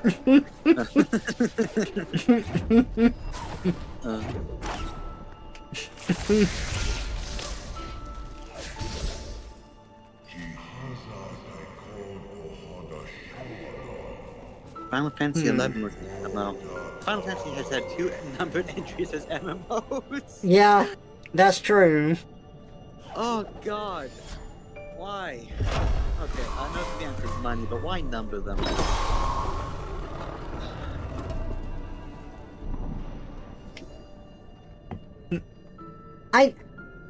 I need to get into 14 again. I'm really scared because I got to level 80. I'm really far into the game, and I was a tank. And the tank is one of the main roles in it, and I have so much fun playing a tank. But it's been, like, longer than a year since I played it, so I am going to have, like, I've forgotten almost everything. I need to, like, get into it and relearn my role, but I don't want to start over. I want to pick up where I left off, and I'm not going to be able to function well. So, like, I want to play it some more, but I'm worried about that. The Forlorn Ruins. Here's where the Gumon live. They build miraculous structures and infuse them with the light of the spirit tree, which keeps them safe. Oh no. These Gumon were frozen, unable to escape. When the element of winds lost its light, these ruins must have turned into their grave. Oh, I didn't even notice that right here. Yep. Ow. Okay, that's high.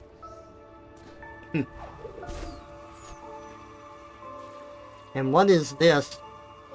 Is it something we can kill ourselves on? The Gumon were crafty inventors. They had foreseen a bright future that never came. Look at this light vessel. They were able to store the light of the spirit tree within.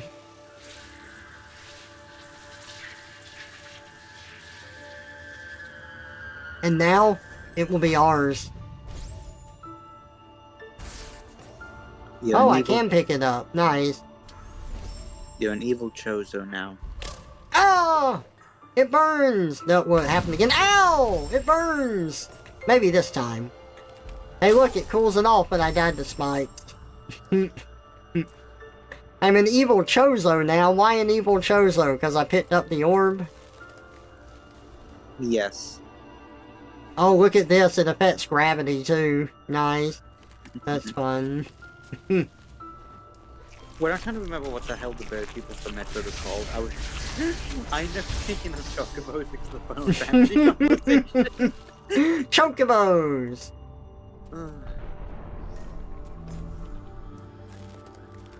You still need to beat 12, but you don't own it anymore playing Persona 3 Reload. I like 12. I think 12 has its weak moments. And the change to having Vaughn as the main character rather than Bosch and stuff, I think that hurt the game. Because Vaughn, like, has a plot that never really gets finished. He's just, like, there to, like, get you into the game and then he doesn't matter.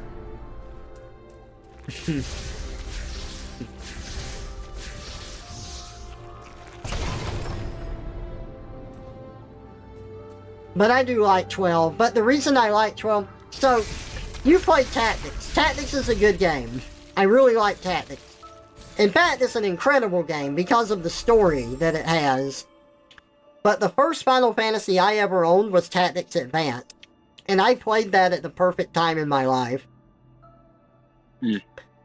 I saw someone say Tactics. But Tactics Advance was really fun. And, gotcha. Thank you. Yep. You play Type 0. Gotcha. Anyway, Tactics Advance, it's not like, the writing is nowhere near as good as, like, Tactics itself. It's a lot more, whereas Tactics is a mature story that has more adult themes and of a political nature. Tactics Advance is more of, oh god, what's a Japanese drama for teens called? Do you know, Dom? Not off the top of my head. I've heard this before, but it's very, like, teenage drama type of story. But, like, I was in high school when I played it, and I really enjoyed it. I mean, part of the reason I enjoyed it so much was because, you know, you went to this fantastical world. You got, yeah, it's an isekai plot, but that's not the word I'm thinking of. And whenever you went there, you saw all the people in the town get transformed into, like, Banga and Vieira and, like, other furry races, and I'm like, I love this. Doesn't happen to your main characters, unfortunately, but it was really fun. Adovama? No, that's not it.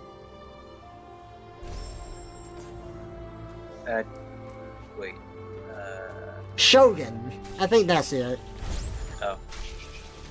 Or, not Shogun, Shonen. Sorry. Shonen? Yeah. No. That... I think Shonen is more so just stuff that's aimed at boys in general. Is it? Yeah. Because Shonen is media that's aimed at boys, and like Shoujo is stuff that's aimed at girls. Oh, interesting. Okay. Well, I didn't know that.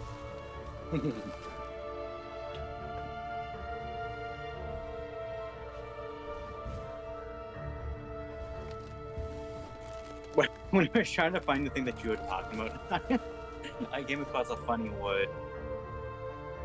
There's a Japanese term that's called... That hurt. There's a Japanese term that's called chunabio, and it's a Japanese colloquial term used to describe early teens who have a grandiose delusion. It translates to middle second syndrome or 8th grader syndrome. Oh, that's funny. Oh, gosh.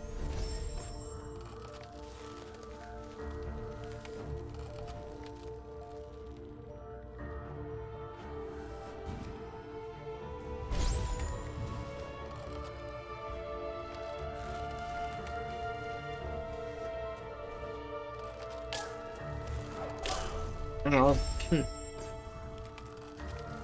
I know this isn't the way that I'm supposed to get this thing, but I don't care. It's the way that I want to get it.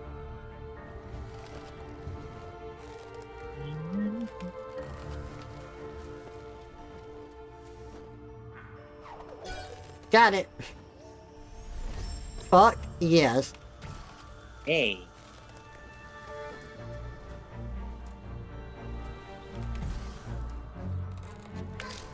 Ow.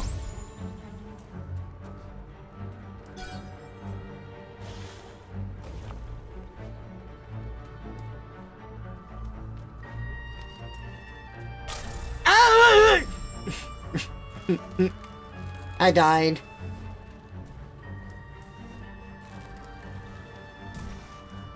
Now, I will admit, I have played Final Fantasy Tactics because a friend in college wanted me to play it, but I have not played War of the Lions.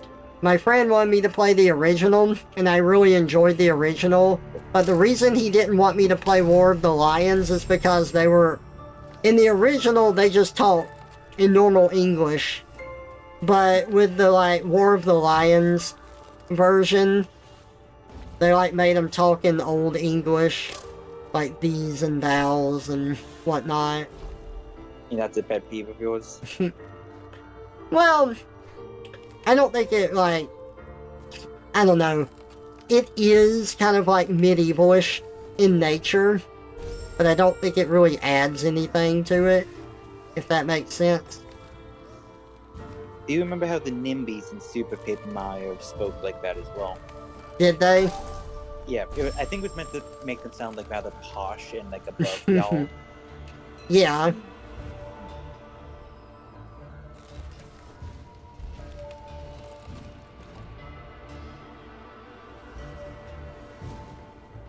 Made it. Oh shit. I was not expecting that. Do you think you'd ever play a Persona game, Trevor? Me? Probably not. Is it because of how long they are? Oh, that's a fun puzzle. I like that. I think that if I played one, I would have a lot of fun with it. But I don't really have the time to dedicate to RPGs like I used to. And I don't mind, again, like, people talking about it, telling me about it. I think it's really fun and has good moments, but I don't think if I'm going to play it, I need to, like, be interested from the get-go, and I'm not. Yeah. Ooh, look at that.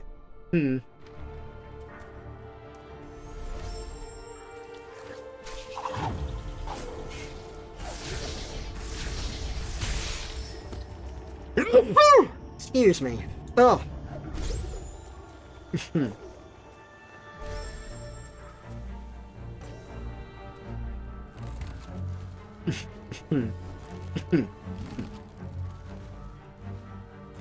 Oh boy. That was close. Dead.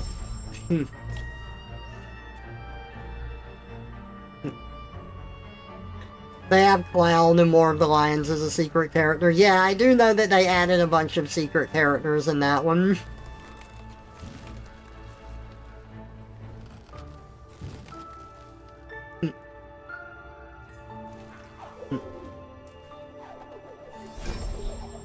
Oh, nice. Full recharge. Sweet.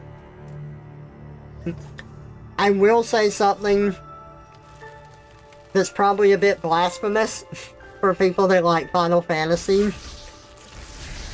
But I'm not a fan of Final Fantasy VII.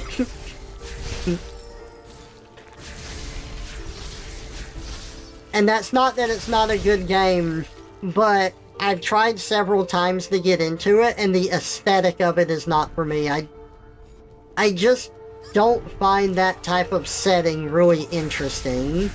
And Which one? I'm 7. Ah. I've tried really hard to get into it, but the setting kills it for me. You don't like the dystopian sci-fi looking stuff? Or? No, I don't. I'm not a big fan of cyberpunk, and I just don't really like it. I don't know why. Maybe I haven't seen it done in a way that appeals to me, but it's not for me.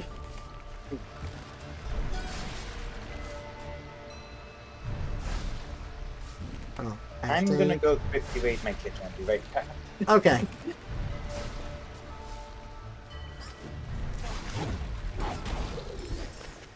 Ooh, that was close. What? Oh, I see what I was supposed to do. I didn't do that at all.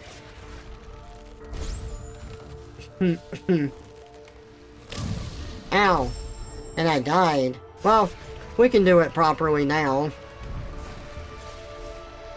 But it was fun to do it the wrong way.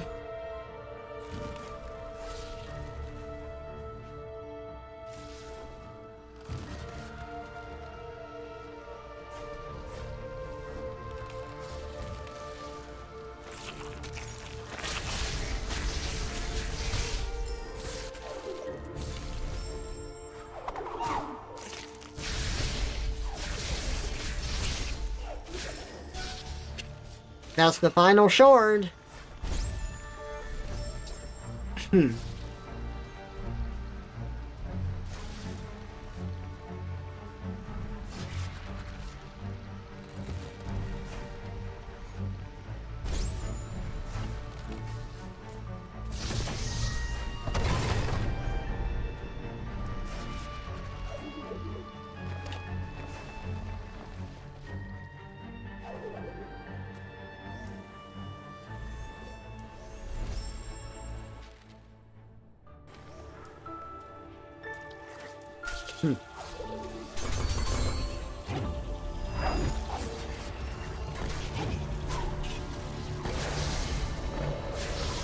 Just waiting on my pop pot now.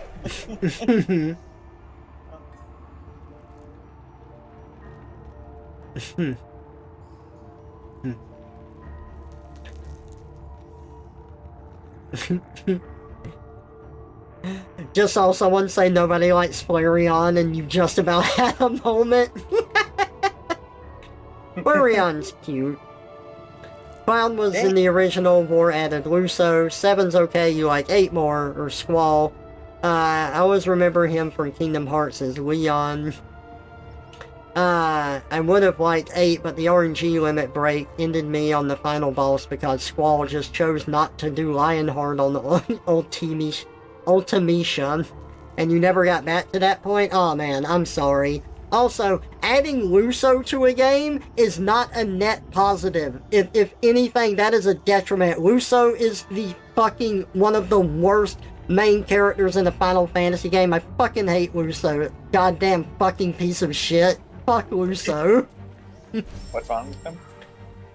He's just an obnoxious character that doesn't have any depth, and he is the main character, and that's his personality. His personality is seriously that he's the main character. Except the game doesn't, like, really revolve around him either. He's just, like, there, and he's annoying. I Like... like his design. Huh? I said I like his design. See, people didn't like Tactics Advance because the story was more childish than Tactics. And Tactics A2, I would say it keeps the gameplay from the first Tactics Advance, and it's really fun, and it has a lot of side content. But they changed, the art design changed a little bit. I'm a bigger fan of the Tactics Advance art design than A2, but it's not bad. However, the game is like, I don't know, it's even dumber than Tactics Advance was. And like, I think the main enemy is just the Void, kind of like in Final Fantasy III. It's just these hands and everything that come out. And Luso has nothing going for him. He doesn't want anything. He doesn't do anything except, like, defeat the final boss. I don't like Luso.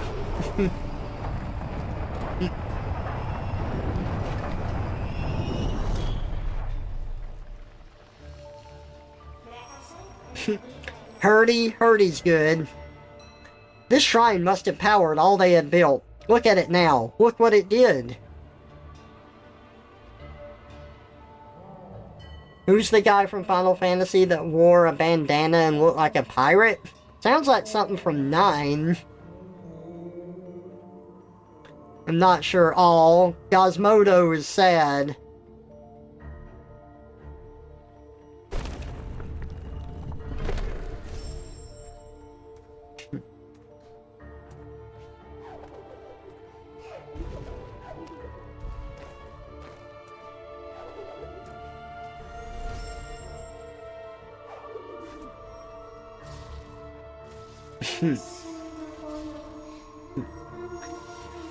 I wonder if Umo knows of their fate. I hope he can forgive us, that they live, that we live, and they are gone. Villains of Final Fantasy are Kefka and Kujo. Viper class from Final Fantasy IV reminded me of him.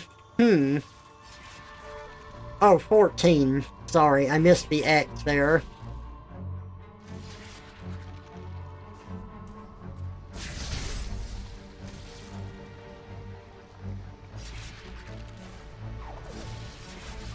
Oh my god.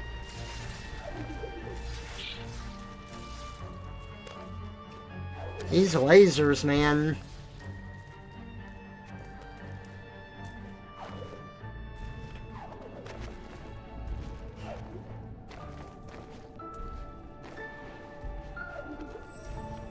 X to listen. The element of winds lies before us, stored in the heart of this place. Hey look, it's Gonzalo! These ruins are all that is left of the Gumon, reminding us of their fate. Losing the ones that he loved, Gumo is the last of his kind. Ori, we shall bring back the light. For Nibble and the memory of the Gumon, let us restore the element of winds.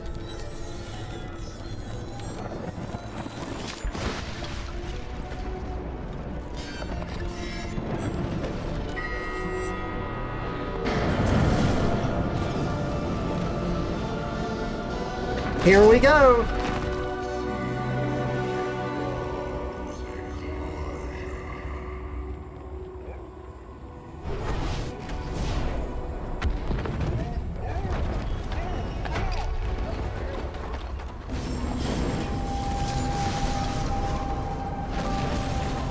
Gotta use Kuro's feather to get out of here. Oh!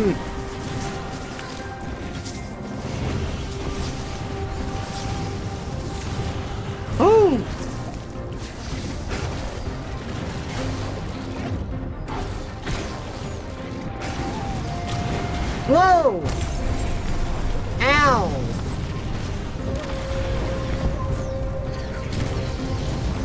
Twisting and turning through space and time, Trevor's What new the form hell? stops on a dime. What was I supposed to do?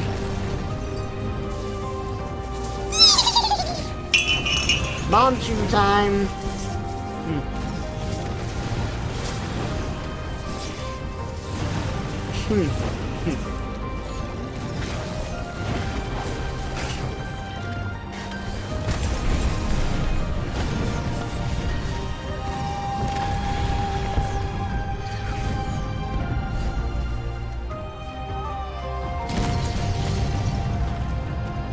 Oh, there was barely a spot.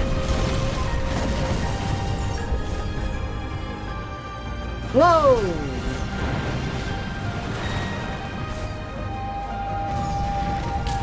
Ow!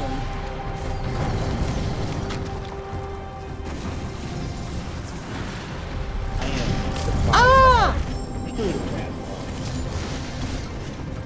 Sorry, I couldn't hear you. Let me get through this.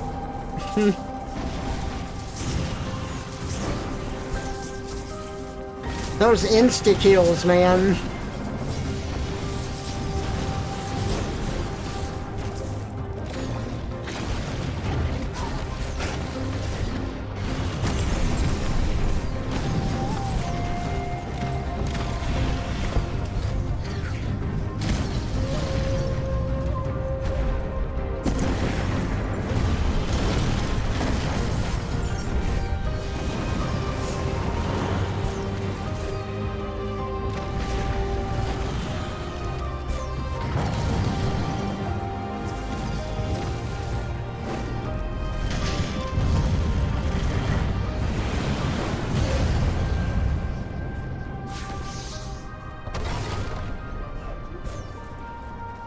I was saying that I hate Twitch ads. Oh, yeah. They're awful. Hero's more- Nest. Uh-oh. They're what? I said they're more obnoxious than YouTube's. Oh, yeah. Hey, an egg. Shh, don't Fruits tell and anybody, juice. but this egg is going to be important in the sequel.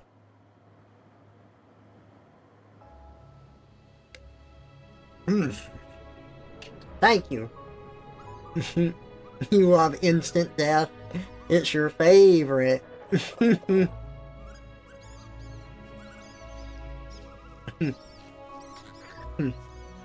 Okay, you ready to see why Kuro's evil? Okay. Because the mom abandoned it? Or... No, Kuro is the mom there.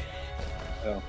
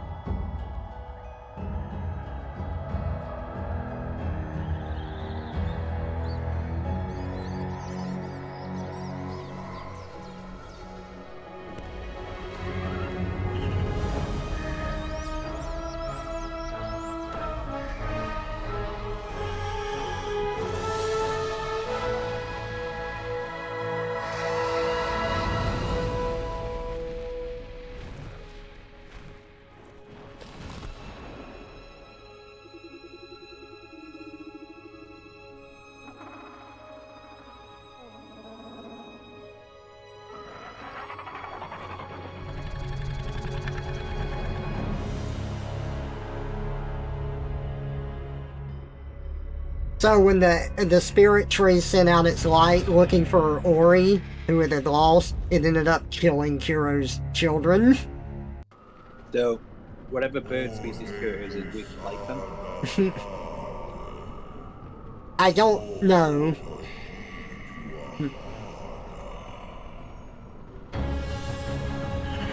Uh-oh. And now we're at her last remaining child.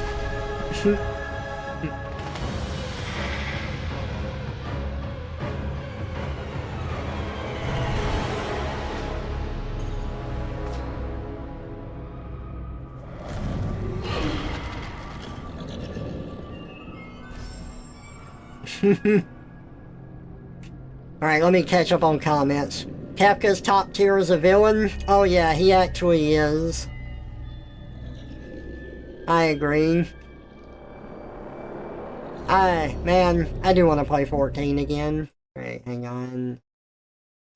Twisting and turning through space and time, Trevor's new form stops on a dime.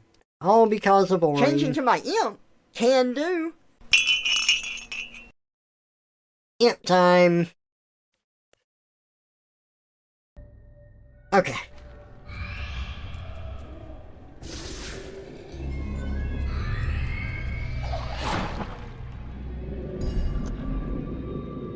We have to hide from Kiro.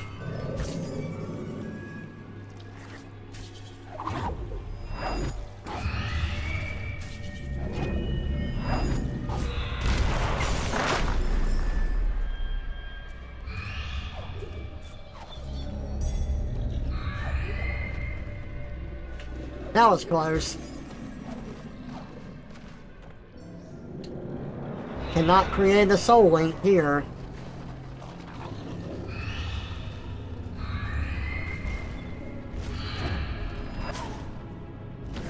Ooh! Man, who's good? I'm good. On my first try. Ooh! That was close. Oh good, I can drop through that. I thought I could. Oh! Nice, that's fun. Thought that Superstar drove you insane with instant death boss fights. Yep. Oh! Yeah, the final. Yeah, Sonic Superstar is interesting. It's got like 3 different final bosses. We barely escaped from her clutches this time. It's clear now why she hunts us. Kuro is just protecting her child. But remember, Ori, the element of warmth is the last to ignite. The sunstone we seek, high atop Sorrow Path. We must ride the winds, for they will show us the path.